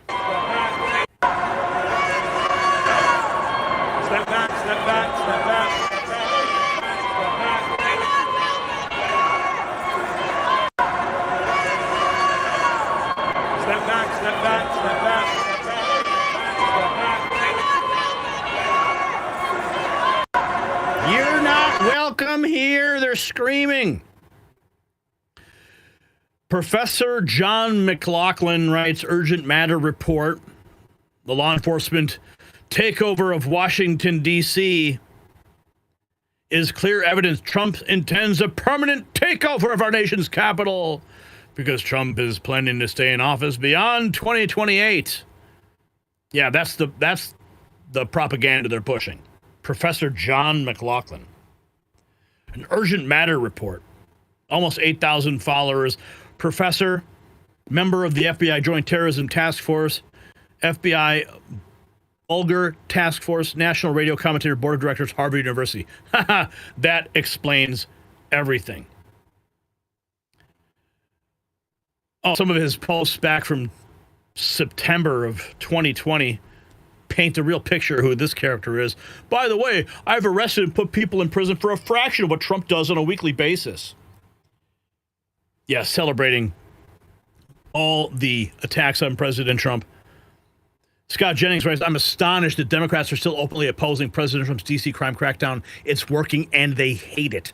Robbery down 46%. ADWs down 6%. Carjacking down 21%. Violent crime down 22%. Property crime down 8%. Yeah, which is a federal. No denying D.C.'s got a crime problem, but should these governors be sending troops from their states where they have crime problems to D.C.? Well, I mean, if you're suggesting we call out the National Guard in these cities, I think that's a different conversation than our nation's capital, the District of Columbia, which is a federal zone. And I don't think it's theater. I think it's working. They've arrested hundreds of people.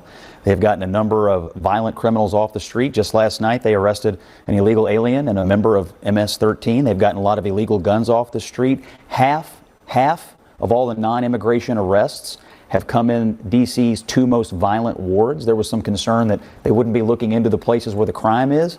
That's not true. They actually have been. And so I have to say, with the amount of progress they've made in just these few days, if it improves a little bit in our nation's capital, that's good for every state because every state has people that visit there all the time. You both said they're not doing anything.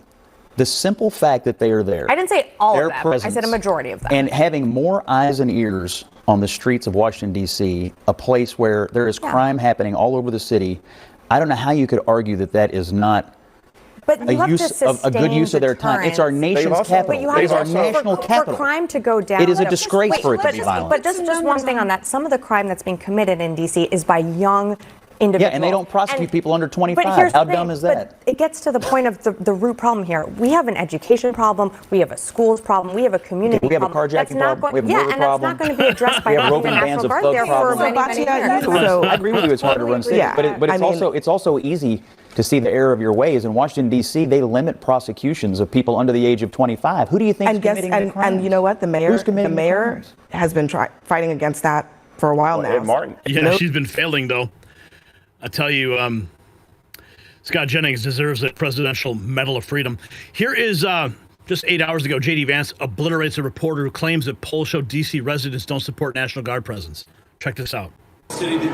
Polls show that a majority of D.C. residents don't support the Guard here. So what's your message to the majority of D.C. residents? I'm highly skeptical that a majority of D.C. residents don't want their city to have better public safety and more reasonable safety standards within Washington, D.C. I don't know what poll you're talking about. Maybe the same polls that said Kamala Harris would win the popular vote by 10 points.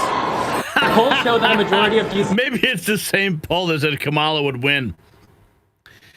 Here is another one. J.D. Vance ripping a pro-crime protester for opposing Safe D.C. Law and order.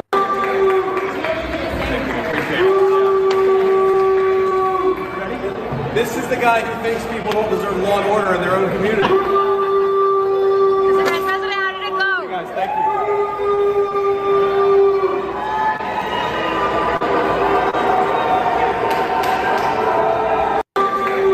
I like J.D. Vance. I like him. I think he will make a good MAGA president. Here's more. Democrats reacting to Vice President Vance, Secretary of Defense Hegseth, and Stephen Miller visiting the National Guard at Union Station. F you, Pete. Effing Nazi. Get the F out of my city. That's how they... Fuck you, Pete. Fucking Nazi.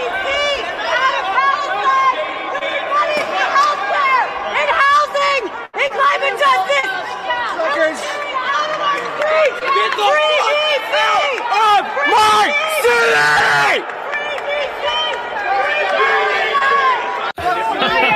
Free DC, free Palestine. What? Oh my goodness. Here's some more.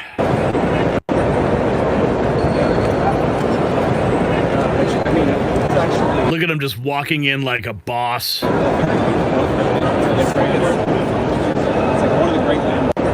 Oh, I love Stephen Miller too, man. Where's my Stephen Miller clip? I know it's in here. Let's just see if we can find. Where's the Stephen Miller clip? Here, Stephen Miller. Thank you to the Vice President for your. Thank you. And first of all, thank you to the Vice President for bringing us here today. Thank you, Secretary, for your leadership. And most importantly, thank you to the men and women of the National Guard. I think here's the most important point. There are residents who lived in Washington, D.C. their entire lives. Their parents lived here. Their grandparents lived here. And they have lived for generations in intolerable conditions of crime and decay. There are parts of the city, I moved to the city 20 years ago. There are places where I've seen graffiti that has been untouched for 2 decades. There are homeless encampments that have made it impossible for families to use public parks and public recreation for as long as I've lived here. There are hundreds of residents of this city who are shot in street violence every single year, making it one of the most violent cities on planet Earth. And for too long, 99% of this city has been terrorized by 1% of the city. And the voices that you hear out there, those crazy communists, they have no roots. They have no connections to the city. They have no families they are raising in this city. They have no one that they are sending to school in this city. They have no jobs in this city. They have no connections to this community at all. But they're the ones who've been advocating for the 1%, the criminals, the killers, the rapists, the drug dealers. And I'm glad they're here today. Because me, Pete, and the Vice President are all going to leave here, and inspired by them, we're going to add thousands more resources to this city to get the criminals and the gang members out of here. We're going to dismantle those networks, and we're going to prove that a city can serve for the law-abiding citizens who live there. We are not going to let the communists destroy a great American city, let alone the nation's capital. And let's just also address one other thing. All these demonstrators that you've seen out here in recent days, all of these elderly white hippies, they're not part of the city and never have been. And by the way, most of the citizens who live in Washington, D.C. are black. This is not a city that has had any safety for its black citizens for generations. And President Trump is the one who is fixing that with the support of the Metropolitan Police Department, the support of the National Guard, and our federal law enforcement officers. So we're going to ignore these stupid white hippies that all need to go home and take a nap because they're all over 90 years old, and we're going to get back to the business of protecting the American people and the citizens of Washington, D.C. Thank you, Stephen. A few questions. Yeah, Stephen Miller, man, taking them all to task. God, I love that guy. He is such a boss. Oh, I can't wait to go back to the White House, man. I am feeling the withdrawals. Here's Brett Baer. Did you hear about this? He got pulled over. Yes, no one is safe in D.C., even Brett Baer, who gets to travel on Air Force One and gets the white glove treatment from the White House. Brett Baer responding to the viral video of him being pulled over by D.C. police amid their crackdown. Brett was given a $50 ticket for picking up his phone and says from now on, maybe he'll just take the metro. No one is above the law in D.C. right now, even Brett Baer. He was DPA today, but I wanted to take a minute to explain something that happened over the weekend. I did get stopped by a D.C. police officer. I was driving my wife's G-Wagon, and I was coming back into Georgetown. The phone rang. I picked it up. Police officer was there, and he pointed to pull me over. Pulled over. He said, "You can't be on your phone." Then it took me a while to find the registration wasn't my car. The phone wasn't paired to my wife's car, so I couldn't do the Bluetooth thing.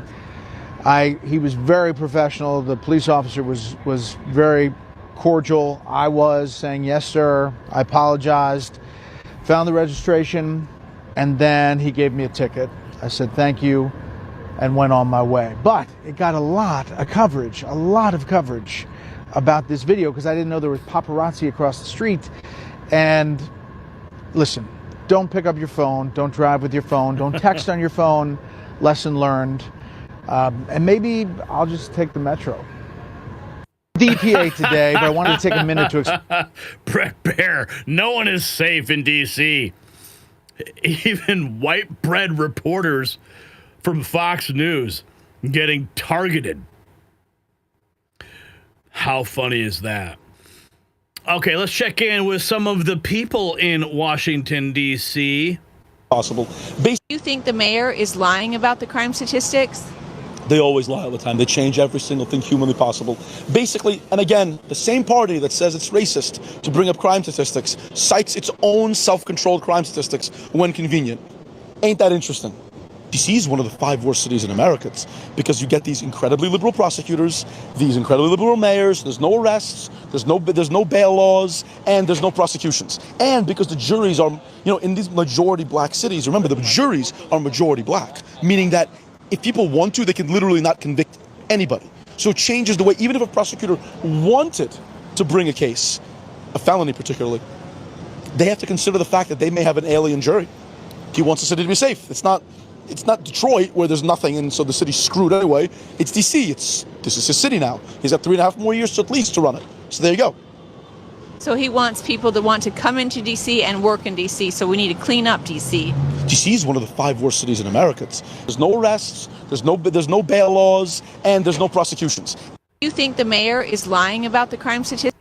Wow, let's see if we get some more people on the street. Okay, let's check in with Kara. I told her I'd play this clip today. She sent this to me earlier. We reposted it. She is a White House correspondent. She's a friend of the show. And let's check in with her. She's with Lindell TV.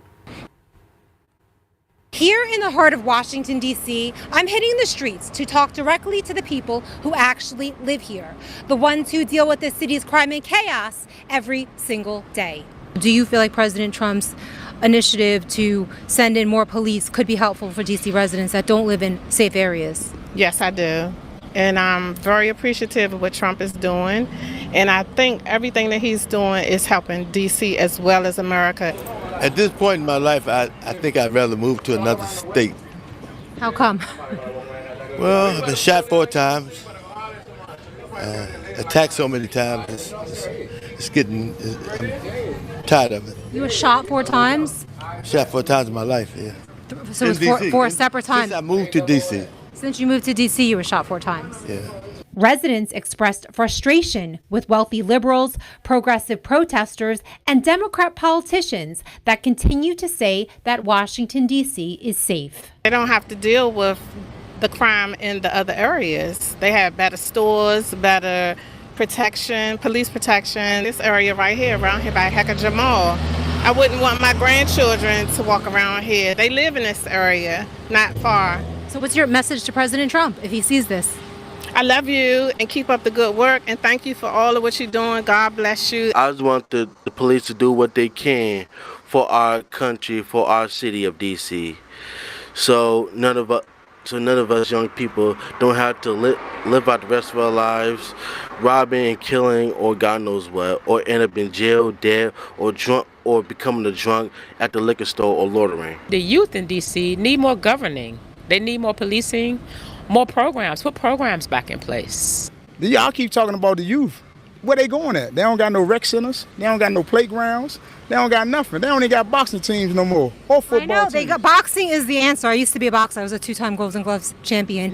They don't have a boxing gym here? Are you kidding me? No, I'm saying they got them, but it's not like it was when we was coming up. Wait, when they had mentors? Yeah, they don't have nothing out here for youth, period. I did recently hear about the woman being thrown in the trash can down the street, like a few months ago, and that was very concerning, especially because her age, she was a little bit older. I got God. I got Jesus. He's my protector. Do you think women are safe, single women? Yes, if they have Jesus, that's all they need. Jesus is the way.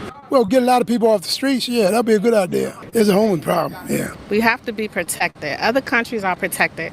Why we can't be protected? And the cities, people has gone crazy.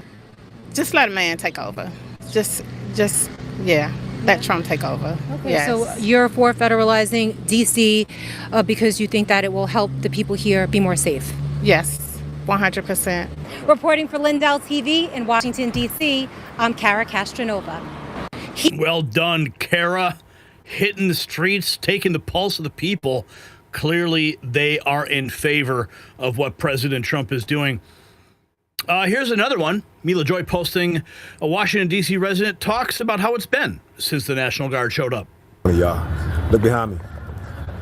You see the National Guards? It's a black dude. A couple of National Guard. What's up, y'all?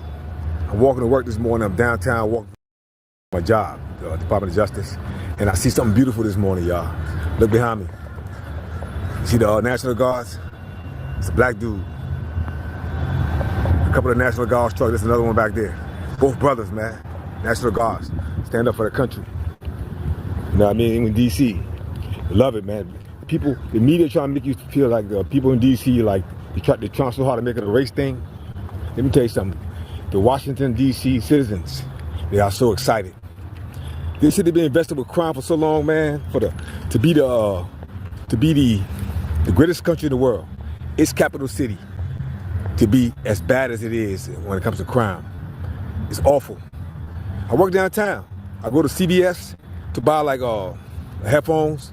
Everything's locked up because you're allowed to steal.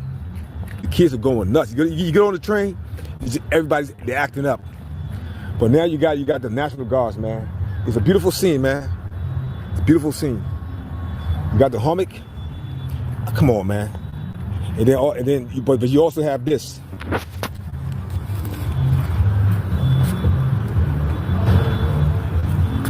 It's a big old sign that says F Trump.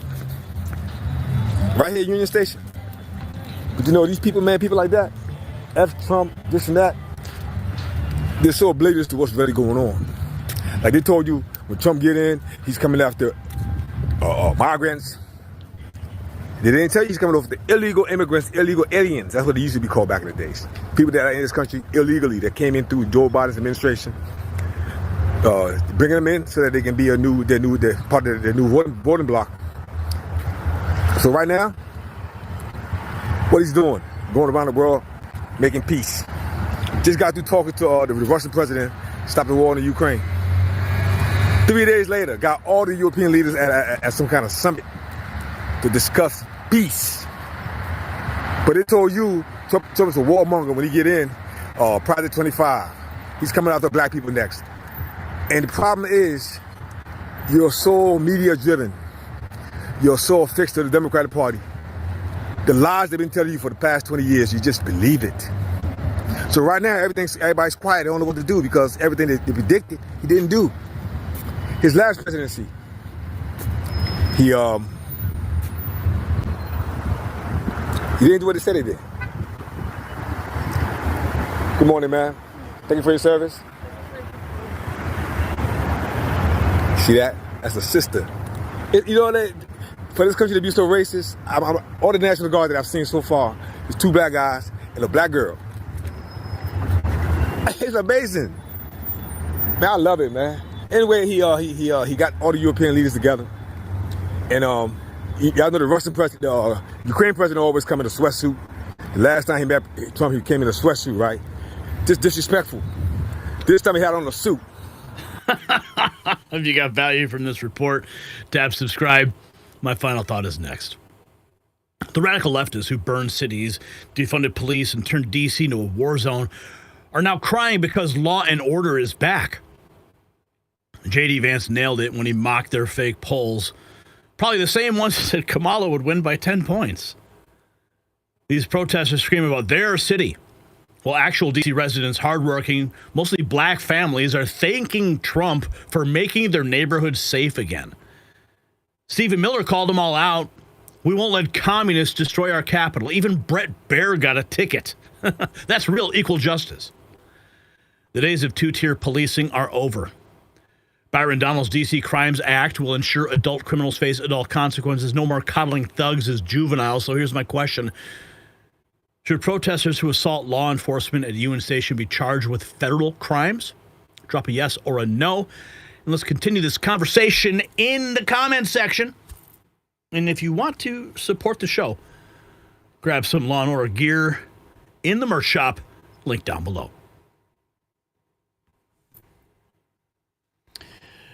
All right. Do we have any more super chats? No, we're still at $26. Damn. Man, I thought I was doing pretty good tonight. Well, you vote with your dollars, I guess. Okay, so let's go to our trivia answer, shall we? Answer was A. What is that what you guys said, Lyndon Johnson? I can't see. For some reason, it's because we rebooted the system. Yes, okay. A, they said. A.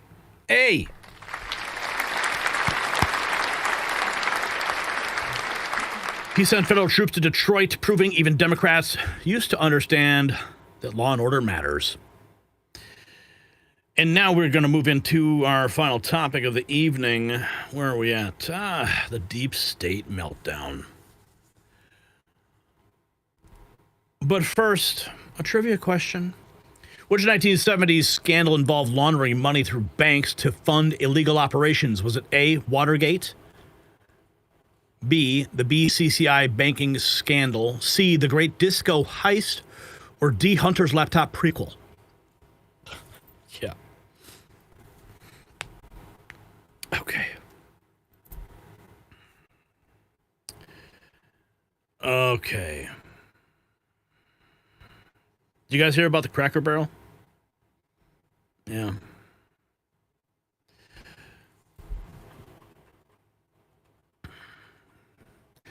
The Democrat corruption machine is finally being exposed on all fronts, from laundering millions through major banks to tip-off illegals to mortgage fraud at the Federal Reserve to school teachers targeting conservative kids as future dictators. The entire rotten system is collapsing, and James O'Keefe just caught them red-handed, funneling donor cash through Universal Music, Bank of America, and Goldman Sachs. Fed Governor Lisa Cook is heading to the DOJ for alleged fraud. Even Morning Joe can't stomach Gavin Newsom's pathetic Trump impersonation anymore. Sidney Powell says we might need to investigate every Democrat in office. The money trails, the document dumps, the panic, it all points to one thing: total systematic corruption at every single level. The receipts are coming out, so stay tuned. Now, before we jump into today's news, here's a quick word from our sponsor, Hyperbit Technologies, trading under HYPAF on the U.S. market.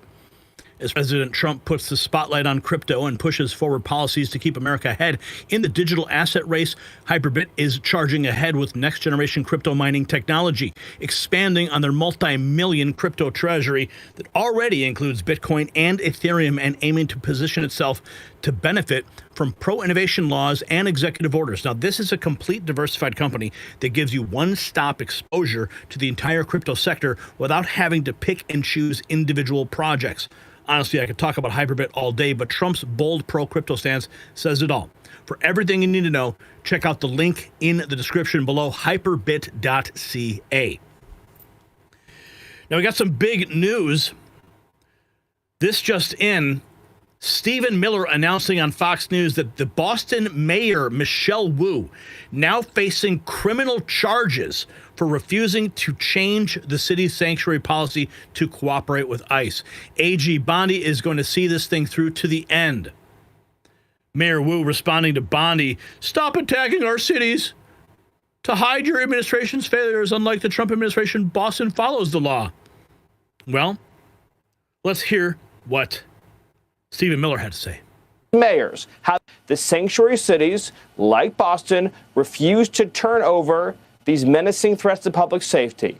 And so now they face not only revocation of funds, not only the loss of taxpayer support, but also potential criminal charges for harboring and smuggling. This is as real as it gets, Sean. The Department of Justice laid out to these mayors how they were breaking our laws, and they refuse to change their policy, and Attorney General Bondi is going to see this thing through to the end. The sanctuary city all the way to the end. Here is Boston Mayor Michelle Wu responding to Bondi's request for sanctuary jurisdictions. From the federal government. Last week, Boston received a letter from the Attorney General of the United States on official letterhead from the federal government threatening to prosecute city officials and withhold federal funds unless we cooperate with carrying out mass deportations. What's that smell? You smell that? That's the smell of her shitting her pants.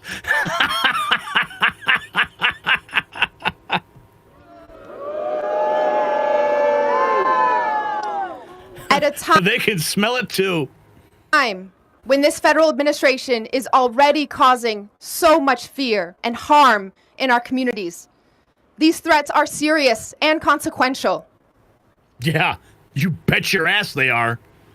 But our same communities have told me, loud and clear, that silence in the face of oppression is not an option. Somebody should throw you into Boston Harbor, honey. But I kid. That's just a joke. I don't advocate violence. Okay, that's a reference to the Boston Tea Party.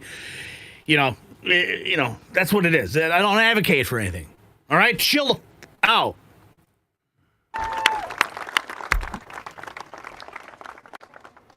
The U.S. Attorney General asked for a response by today. So here it is. Okay.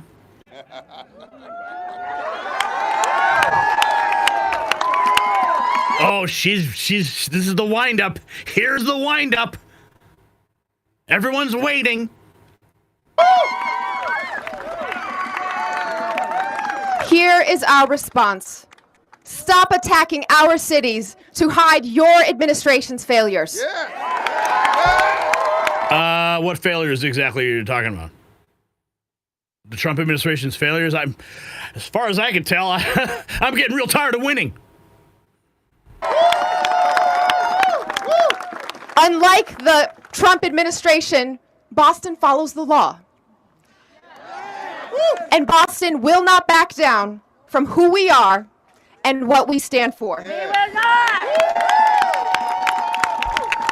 We will not back away from our community that has made us the safest major city in the country and a leading example of why cities around the country make this country safer, healthier, and more prosperous for all Americans. Last week, Boston received a letter. Yeah, well, pretty soon the next letter is going to be a subpoena. Okay. We do have to talk about the Cracker Barrel. Apparently, Cracker Barrel is under siege. Luke Rudkowski posting this 6 hours ago. They got rid of a white guy from a logo, and they're celebrating, patting themselves on the back for it. And can I get a remodel? Honestly, the feedback's been overwhelmingly positive that people like what we're doing. I'll give you another soundbite. I actually happened to be in Orlando last week with all of our managers. We bring them together and every other year. And the number one question that I got asked, Michael, was, how can I get a remodel? When can I get a remodel? How do I get on the list? Oh, really? So because the feedback and the buzz is so good, not only from our customers, but from our team members. They want to work in a wonderful restaurant. So we're doing everything for our guests and our team members. Well, Julie Messino, it's wonderful to have you here. Pleasure to be here. Thank you for answering those questions for all the Cracker Barrel fans out there. There's a lot of great changes. Thank you so much. All right, thank you. Robin? Yeah, from what I understand, she is part of the community of Rainbow Friends. But if you all remember, C3 says, with all the talk about Cracker Barrel, remember this genius? Bud Light marketing vice president Alyssa Heinerscheid thought it was a great idea to have a man in a dress sell beer to other men. Hard to believe major brands didn't learn. No, they just have to learn the hard way. Tim Pool writes, as a mixed race person, I'm only allowed to eat at Asian fusion restaurants owned by white people. TBF Cracker Barrel is effing awesome. I don't think I've had it with white people that triple trumped. Yeah. That have the nerve and the audacity to walk into a Mexican restaurant, a Chinese restaurant, an Indian restaurant, go to perhaps their gay hairdresser. I don't think you should be able to enjoy anything but Cracker Barrel. And if you want to triple trump and you want to browbeat DEI and you want to browbeat gay people and you want to browbeat black people as you've been doing for 400 years. And you want to browbeat this generation of immigrants that come over here and open up businesses earnestly, pay their taxes. You want to demonize them and call them rapists and felons and all this shit when the felon is the teeny weeny mushroom cock piece of shit, Kankles McTaco tits at the top of the ticket. I have fucking had it from top to bottom. White people that triple Trump should be banned, boycotted from enjoying the best thing that America has to offer, which is multiculturalism. Get your fat asses out of the Mexican restaurant. Get your fat asses over to Cracker Barrel, because nobody wants to see your fucking smug ass, teeny weeny, pink arm, big gut around. Nobody wants to see that shit. No one. Wow. Who the hell is that? Jennifer Welch and Angie Pumps Sullivan. Jennifer Welch. New episodes every week. Cracker Barrel's new CEO isn't an accident. It's CEO Julie Fels-Massano's project. She scrapped a beloved American aesthetic and replaced it with sterile, soulless branding. Massano kept a DEI regime that promises to identify, recruit, and advance hires by race, now faces civil rights complaints from America First Legal. To the EEOC and the Tennessee AG, she should resign and be replaced with leadership that will restore Cracker Barrel's tradition. Cracker Barrel and the LGBTQ plus alliance. Supporting home office and field employees who bring their whole selves to work while strengthening Cracker Barrel's relationship to the LGBTQ plus community. And there is your new Cracker Barrel logo. Yeah, remember what they did to Aunt Jemima? Now they're doing it to Cracker Barrel. What is the point? You know, just serve me my damn pancakes. Okay? Oh, what's J.D. Vance saying over here? He's got, you got to stop putting the interests of foreigners who don't have the right to be here over the interests of the American citizens. That's the entire point and purpose of the Democrat Party. Of American citizens. So I don't want to get ahead of any administration announcements, but we are looking at a whole host of points of leverage we can exercise over California and other states to make sure they comply with the law. Sanctuary cities are killing people because you allow these violent criminals to set up shop in your cities. Obviously, you saw this case with the person who murdered people on the road, 3 people on the road, because he couldn't even read the road signs. We have a lot of points of leverage here, but fundamentally, I think the American people have to stand with us here, because when we go and tell the governor of California or the governor of New York that you have to stop putting the interests of illegal aliens over American citizens, we need the American people to stand with us. And I think that they will. I think that they are. But we're definitely not going to let this slide, Laura. You can't do it. You've got to stop putting the interests of foreigners who don't have the right to be here over the interests of American citizens. That is the entire point and purpose of the Democratic Party. If you go back to the election of 2024, what was the big issue? The big issue was illegal immigration. They were actually defending the rights of illegal immigrants to come into our country, to vote in our elections, to collect Social Security and Medicaid that ought by right go to American citizens, to say nothing of housing. This is actually the biggest driver of housing costs in some of these big blue cities, is that they've flooded the zone with illegal immigrants. We just got this. This is from the Right to Bear memes. Sell Cracker Barrel. Nancy Pelosi meme right there. More from Cracker Barrel. CEO Julie Massano should face charges for this crime against humanity. Okay, so I guess this is, I believe, what it normally would look like. Last time I was there, when I was down in South Bend, this is what it looked like, but I guess this is what the new remodel looks like. What? How sterile. I love the old country look. I love the tchotchkes on the wall. I love the general store. I love the little game with the triangle and the T's. I love it. But this is what you're going to get now? Looks like a freaking Denny's. If I want to go to a place that looks like Denny's, I'll go to Denny's. Unreal. Okay, we got some more to get to here.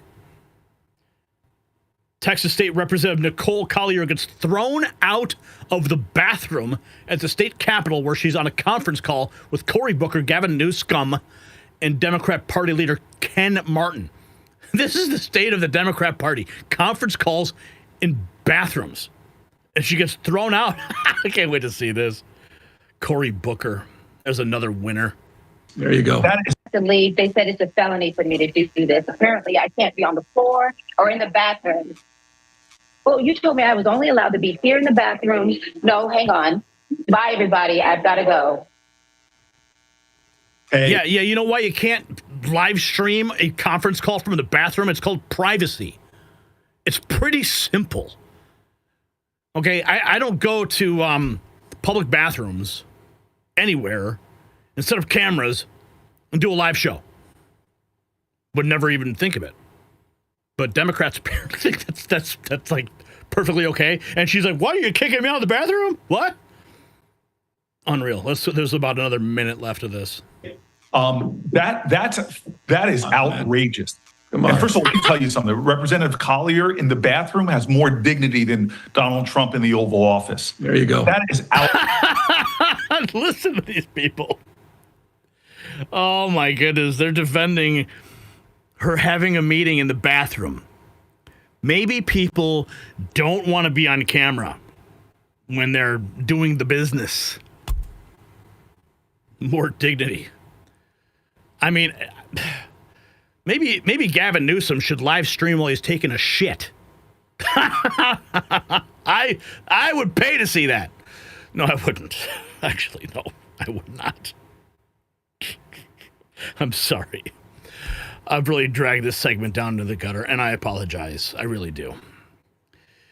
Let's try to bring it up a notch. I'll do my best, but these people drive me to the level of insanity. Shout out to my Culligan man, by the way. Outrageous. What they're trying to do right there is silence an American leader, silence a black woman. and that is outrageous. And I hope everybody took note of that. Yeah, we did. They're trying to silence a black leader while she's live streaming from the can. No, they're not. It's because those people that want to use the can, they want dignity.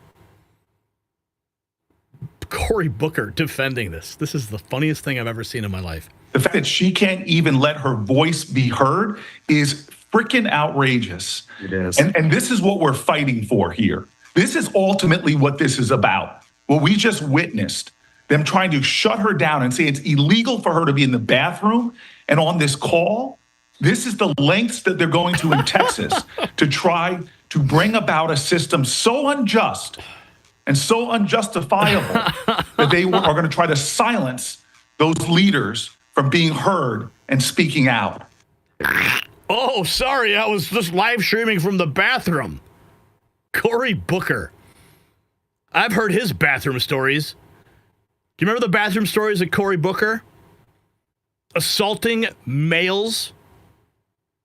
Oh, yeah, look it up. Oh, there's a whole laundry list of all the people that he's assaulted in bathrooms. Oh, Cory bathroom. That was what we called. We called him Bathroom Booker. I just remembered that. Look it up. Google it. I hope I hope people felt what just happened like I did. Oh, I felt it, man. I felt it. For too long in this country. I felt it. It was a solid deuce, man. And speaking out. I hope I hope people felt what just happened like I did, because I've watched for too long in this country as women like her, as they come after people like her to try to silence her, to try to silence them. But no more. This is not going to happen. To leave. They said it's a felony for me to do this. Apparently, I can't be on the floor or in the bathroom. Well, you told me I was only allowed to be here in the bathroom. No, hang on. Bye, everybody. I've got to go. This is hilarious. Oh, my goodness. It's like a Saturday Night Live skit, but it's real. Speaking of Saturday Night Live, check out this fat ass. Illinois Governor J.B. Pritzker signs a law granting illegal aliens access to student financial aid. But don't touch the buffet line. Whatever you do. That is where Pritzker draws the line. I mean, he looks like Grimace here in his purple, whatever sweater he's wearing. Oh, JB. Okay, let's get to O'Keefe Media Group. Sources confirm donors funneled millions of dollars through Universal Music Group, Fidelity, Bank of America, Goldman Sachs to tip illegals off, while Progressive Caucus insider admits caucus secured injunctions to stop deportation flights. James O'Keefe strikes again. We've been able to have injunctions that stop, deportation flights and other types of things, so.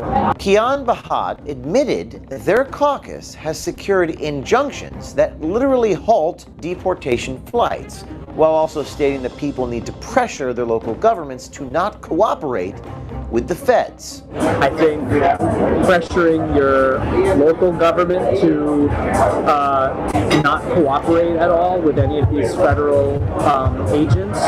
Last month, our undercover cameras caught Santiago Muquea, director at the Vera Institute, admitting the group tracks ICE movements and pushes that information out so illegal immigrants can dodge enforcement. He also bragged about major donors, Jeff Bezos, Bill Gates, and others. Who's your main donor? It's usually the foundations, like the Gates Foundation, or Jeff Bezos, or some of these huge philanthropists who have millions of dollars. After further investigation and conferring with multiple sources, OMG has found even more names on Vera's donor list. This money trail goes much deeper, with names listed such as Goldman Sachs, who donated $5 million, Fidelity forking over $1.3 million, Bank of America $250,000, and even Universal Music Group giving $50,000, all to the 501c3 NGO, the Vera Institute. We then turned our attention back to Vera's website just to see what exactly they're supporting with these funds that they're receiving from these massive foundations. The Vera Institute isn't just helping illegal immigrants evade ICE, they funnel money into radical causes like Black Lives Matter. There was looting underway nearby. The nation erupted into scenes of chaos, openly calling for police to be defunded and dismantled. It's not just outside groups like Vera working to undermine federal immigration enforcement. Even inside Congress, members of the Progressive Caucus are actively working behind the scenes to stop deportations. That's where this man, Kian Bahat, a policy director for the Congressional Progressive Caucus in the U.S. Senate, comes in. Why is ICE and the Department of Homeland Security doing this? What's the agenda? I think the cruelty is the point. I think they want to show that they are this authoritarian, police force that is just breaking up immigrant communities, and that alone is going to show his racist right-wing base that they mean business. They want to see these people suffer, and I think they enjoy having all of these communities be in fear. Do you work with any organizations to help the illegals come back at least, or to prevent ICE and Homeland Security? It's a really tough situation right now. Yeah. I think, in certain cases we've been able to win. So, really? How, yeah, I mean, some of the most egregious instances we've been able to have injunctions that stop, deportation flights and other types of things, So. You know what blows my mind? This guy's on a date. And the woman who's asking him these questions, I mean, she sounds like a reporter. And this guy is just spilling the beans. Morons. That's what you get from the Democrat Party. Let's check in some of the most unhinged media meltdowns to celebrate Newsbusters' 20th anniversary. Should we? Okay, fine, we will. Corpse! The feeling most people get when they hear a Barack Obama speech, I felt... Well, before we get to that, I want to point out, we got this board meeting I'm going to show you next. This is going to make you mad. But first, this. The feeling most people get when they hear a Barack Obama speech, I felt this thrill going up my leg. I mean, I don't have that too often. The Republicans lie. They want to see you dead. They'd rather make money off your dead corpse. They kind of like it when that woman has cancer and they don't have anything for her. The land on which they formed this union was stolen.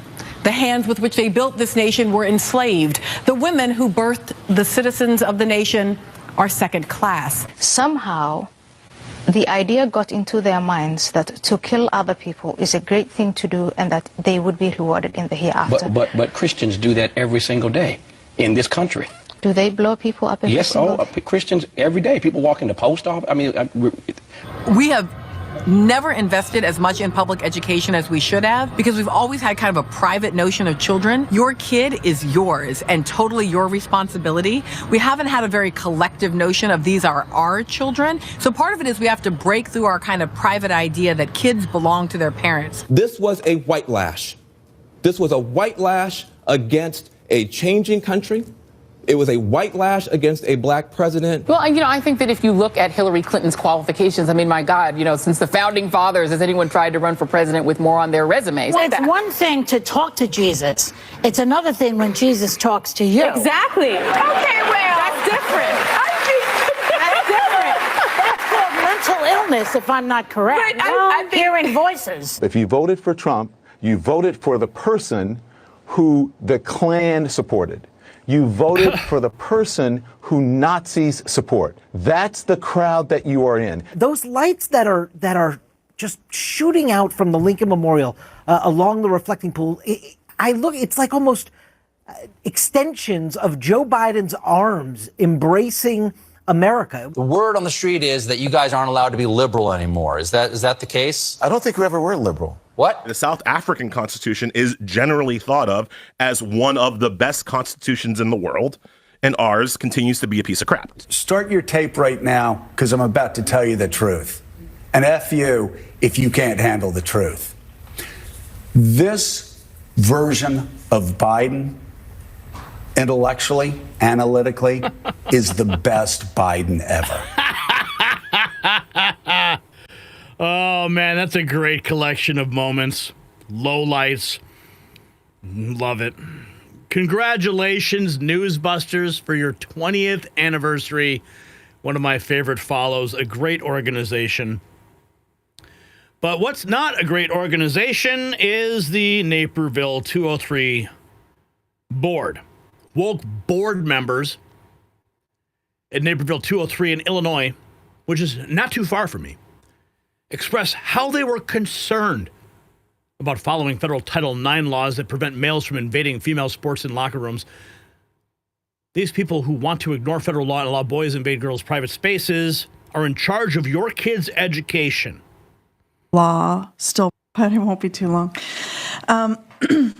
So I'm looking at my question I had sent ahead. So I just want to make sure I really understand, right? Okay, so the updates in policies 2.26, 2.265, and 5.01 that reflect the federal government's most recent updates to Title IX and eliminating language around gender identity.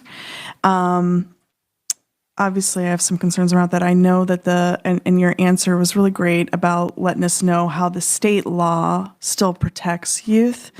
Wait a second. I didn't hear you announce your pronouns, honey. What are they? What are your pronouns? Declare them. How am I supposed to know how to address you if I do not know your pronouns? I think I know what her pronouns are. Oh, did I say her? Damn. Pronouns are it and was. I'm just curious if, because the federal government changes, are we mandated to comply with what they want? Yeah. If you want federal money, that's how it works. So let's see what the answer is. Us to put in there. or remove, technically remove. So yeah, as the authors of Title IX, the federal government does have the ability to tweak in their regulations what is and what is not protected by that particular document. So we cannot add federal protections to that. The state of Illinois does still offer those same protections, however. Okay. Holly? So I have similar concerns. I think I'm just going to flag ahead of time that as we review this and see your answers, be seeking kind of clarity in how we can be really clear about Illinois protections and how that might be worded. But plenty of time. But it won't be too long. These are the people that want to raise your kids in public schools. Let's check in on the Morning Joe, where the complete meltdown occurred, and the current state of the Democrat Party. Something is happening to Morning Joe. Something is happening to Joe Scarborough. I'm not quite sure exactly what it is. I think that he's slowly transitioning. Not in that fashion. I think he's slowly leading his audience into some kind of a Trump positiveness. I'm not sure, because a lot of the stuff I'm seeing coming out of him feels like he is shifting, but I don't buy it in a genuine sense. But let's hear what he has to say here. And talk like you're trying to do everything to distract the American people from the fact that you're screwing up on job one. And job one is helping working Americans and helping the middle class afford their lives and build a life where their children are going to live better than them. That's the American dream. And you have done nothing but play politics over the past year and a half. It's really not that hard to do. We'll see. Try that. Cut and paste. It's really not hard to do. And I would be telling the Republicans the same thing if Democrats were off over here. It's not hard, but I don't know why Gavin Newsom, he wants to own Donald Trump. He wants to be Donald Trump light. You can't be Donald Trump light. Hey, Gavin, talk into the camera and talk about making life more affordable, not only for people in California, but if you want to talk about people in New Hampshire, our people in Iowa, our people in South Carolina, they would like to know how their lives can be more affordable. Not how you can own Donald Trump. Donald Trump is not running again. These Democrats, who I have called Chuck Wepner instead of Muhammad Ali, Chuck Wepners, they're the ones that are running again. They're the ones that are in the boxing ring with Democrats, not Donald Trump. It does seem, and we'll see if Democrats are taking note. You're trying. Imagine having to sit in that studio and listen to Joe Scarborough just scream at you for 1 minute and 22 seconds.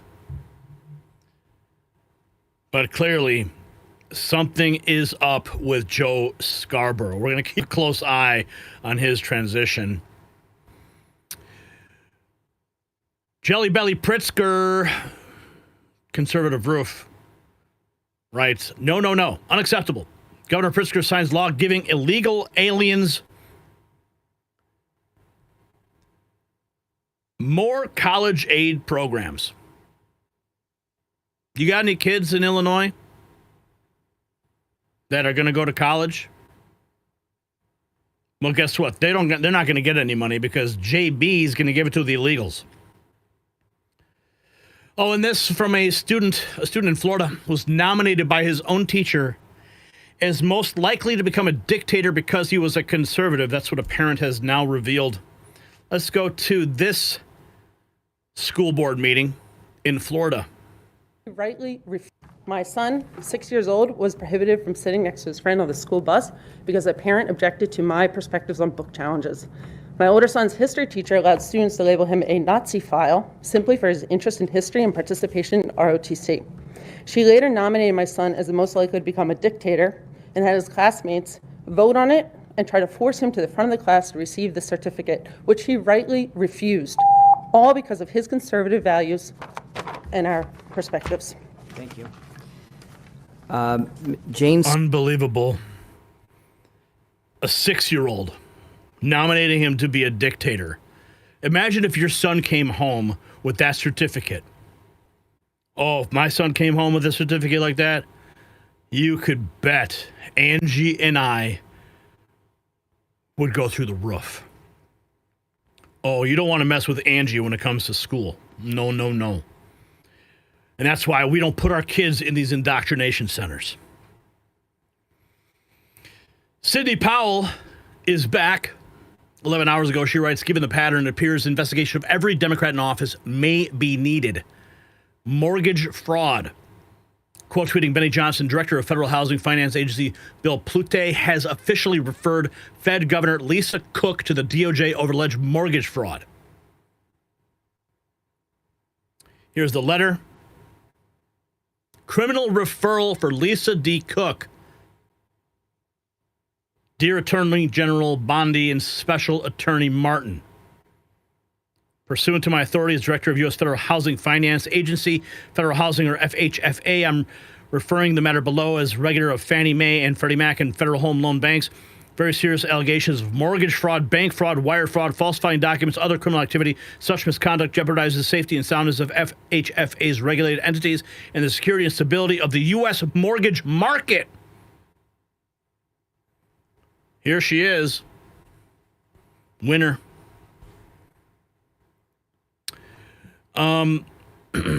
Let's see.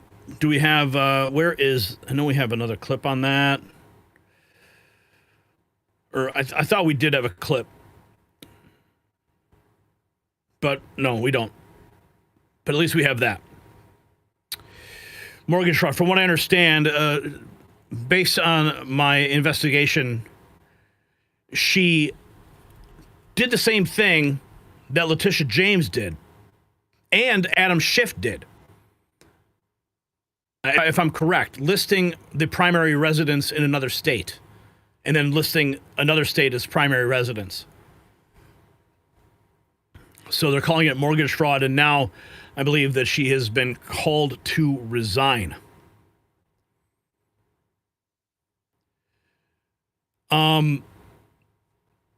Well, speaking of losers, let's check in with Joy Reid having a meltdown after getting fired from MSNBC. Let's see here. My show. Joy Reid has a meltdown. Joy Reid has a meltdown after Piers Morgan plays the video of her having a meltdown after getting fired from MSNBC. Oh, this should be glorious. Glorious. And of course, she doesn't have her Donald Trump hair.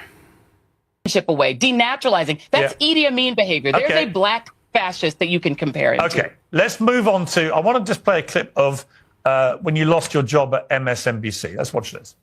My show had value, and that, I'm sorry, that what I was doing. Value? What value? Your show had no value. Had value. And in the end, I'm sorry, I try not to cry on TV. And whether it's talking about any of these issues, and yes, whether it's talking about Gaza and the fact that we as the American people have a right to object, to little babies being bombed. And I am not sorry that I stood up for those things, because those things are of God.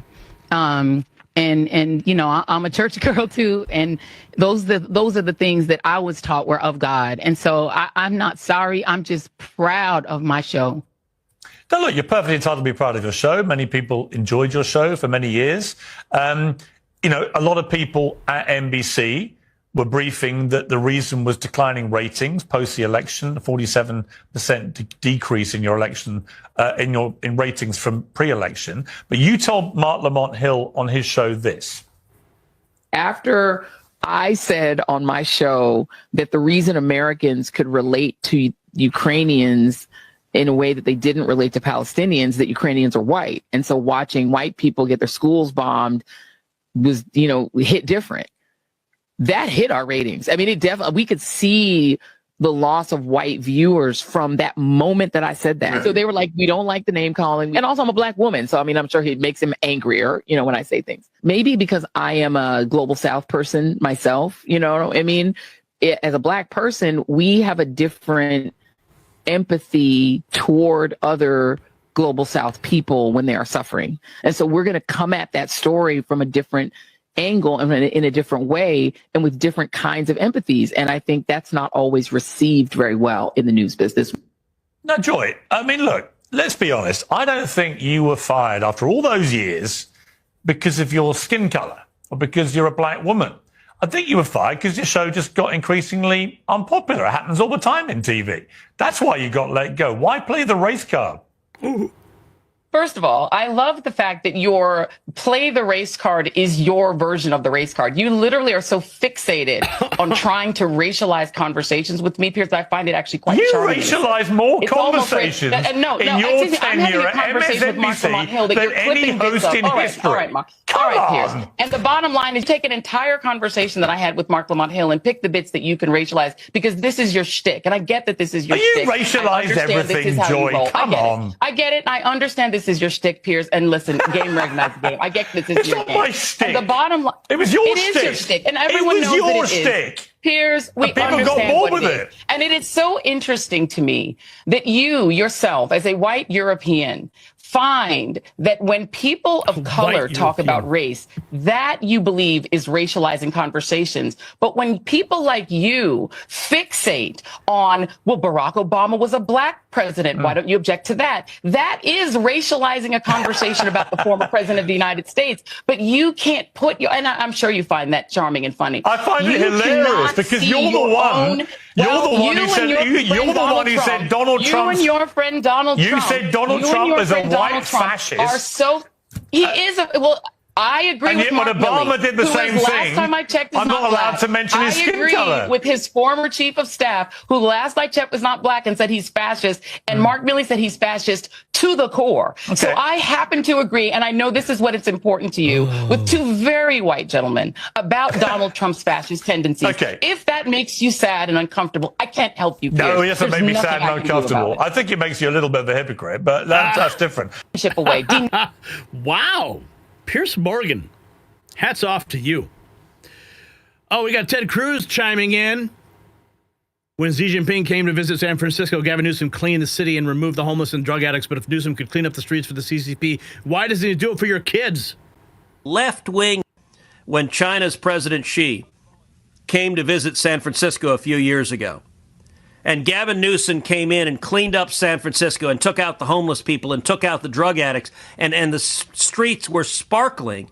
And I got to say, even if you are a left-wing Bolshevik in San Francisco, a tiny voice in the back of your head must have said, wait a second, if they could clean up the streets today, why didn't they clean up the streets last week? Why do my kids matter less than the president of China? Because the president of China is... well, Newsom's in their back pocket. Newsom's social media strategy opposition to Trump is working. That's what Henry Enton says. He's getting millions of social media followers. Google searches for him are up like a rocket. He's now the frontrunner for 2028 Dem nomination per prediction markets. It's because Democrats want a fighter. That's terrifying. I'm not even going to play it. But one of my favorite musicians, Tom McDonald, got a new song out called The Devil is a Democrat. Give it a listen if you can. But he just posted this clip, 100% proof that Newsom and Obama are evil. Days. These two guys are evil, and I got the proof. You ever listen to a record backwards and hear the subliminal messaging? Well, watch this. Yes, we can. Yes, we can. Heck you say. Heck you say. Heck you say. And trust me, you're not even going to believe what you hear when you listen to Gavin Newsom's speech in reverse. I want to say a few words about the events of the last few days. I'm Gavin Newsom, and I'm gay. I'm an evil weird man. That's 100% real. And these evil dudes is what inspired my new song, The Devil is a Democrat. I swear the devil lives in California. He a politician. He passing bills that bring chaos and division. Yeah, the devil lives in California. Should be in prison. He got horns, but he tries to keep them hidden. Cause the devil is a Democrat. And we don't play that. They say that. They love America. We know it ain't that. Cause the devil is a Democrat. And we ain't with it. We ain't switching. Y'all are tripping. I guess God just built us different. These two guys are I think evil. we can and I got leave it right there. If you got value from this report, tap subscribe. My final thought is next. The Democrat crime syndicate is unraveling before our eyes. They use your tax dollars and major corporations as money laundering operations to protect criminals. Bank of America, Goldman Sachs, Universal Music, all caught funneling cash to sabotage ICE raids. A Fed governor committing mortgage fraud. Teachers brainwashing kids to hate conservatives. And where is that $700 million raised for fire victims? Spencer Prass asking the right questions. It's not incompetence. It's organized crime wearing suits and preaching diversity. They lecture us about democracy while running a massive criminal enterprise. And Sidney Powell's right. Investigate them all. From Biden's auto pen pardons to Newsom's mental breakdown, the whole rotten structure's crumbling. So here is my question. Should REAK charges be filed against Democrats using banks to fund illegal operations? Drop a yes or a no. And here's a bonus question. Is the devil a Democrat? Let's continue the conversation in the comments below and let them know that we are watching. Grab your American Badass gear from shop.nextnewsnetwork.com, linked down below. All right. The devil is a Democrat. What's up? You guys answered the call. We're at $37.98. Not quite the number we wanted to hit, but we'll take it. Karen Finley, $1.99. Keep up the great work, Gary and company. Nephilim Gaming. Just got off work, Gary. Nice to see Law and Order back in the streets of D.C. Cracker Barrel sucks. Yeah, I ordered some food there. It wasn't that good.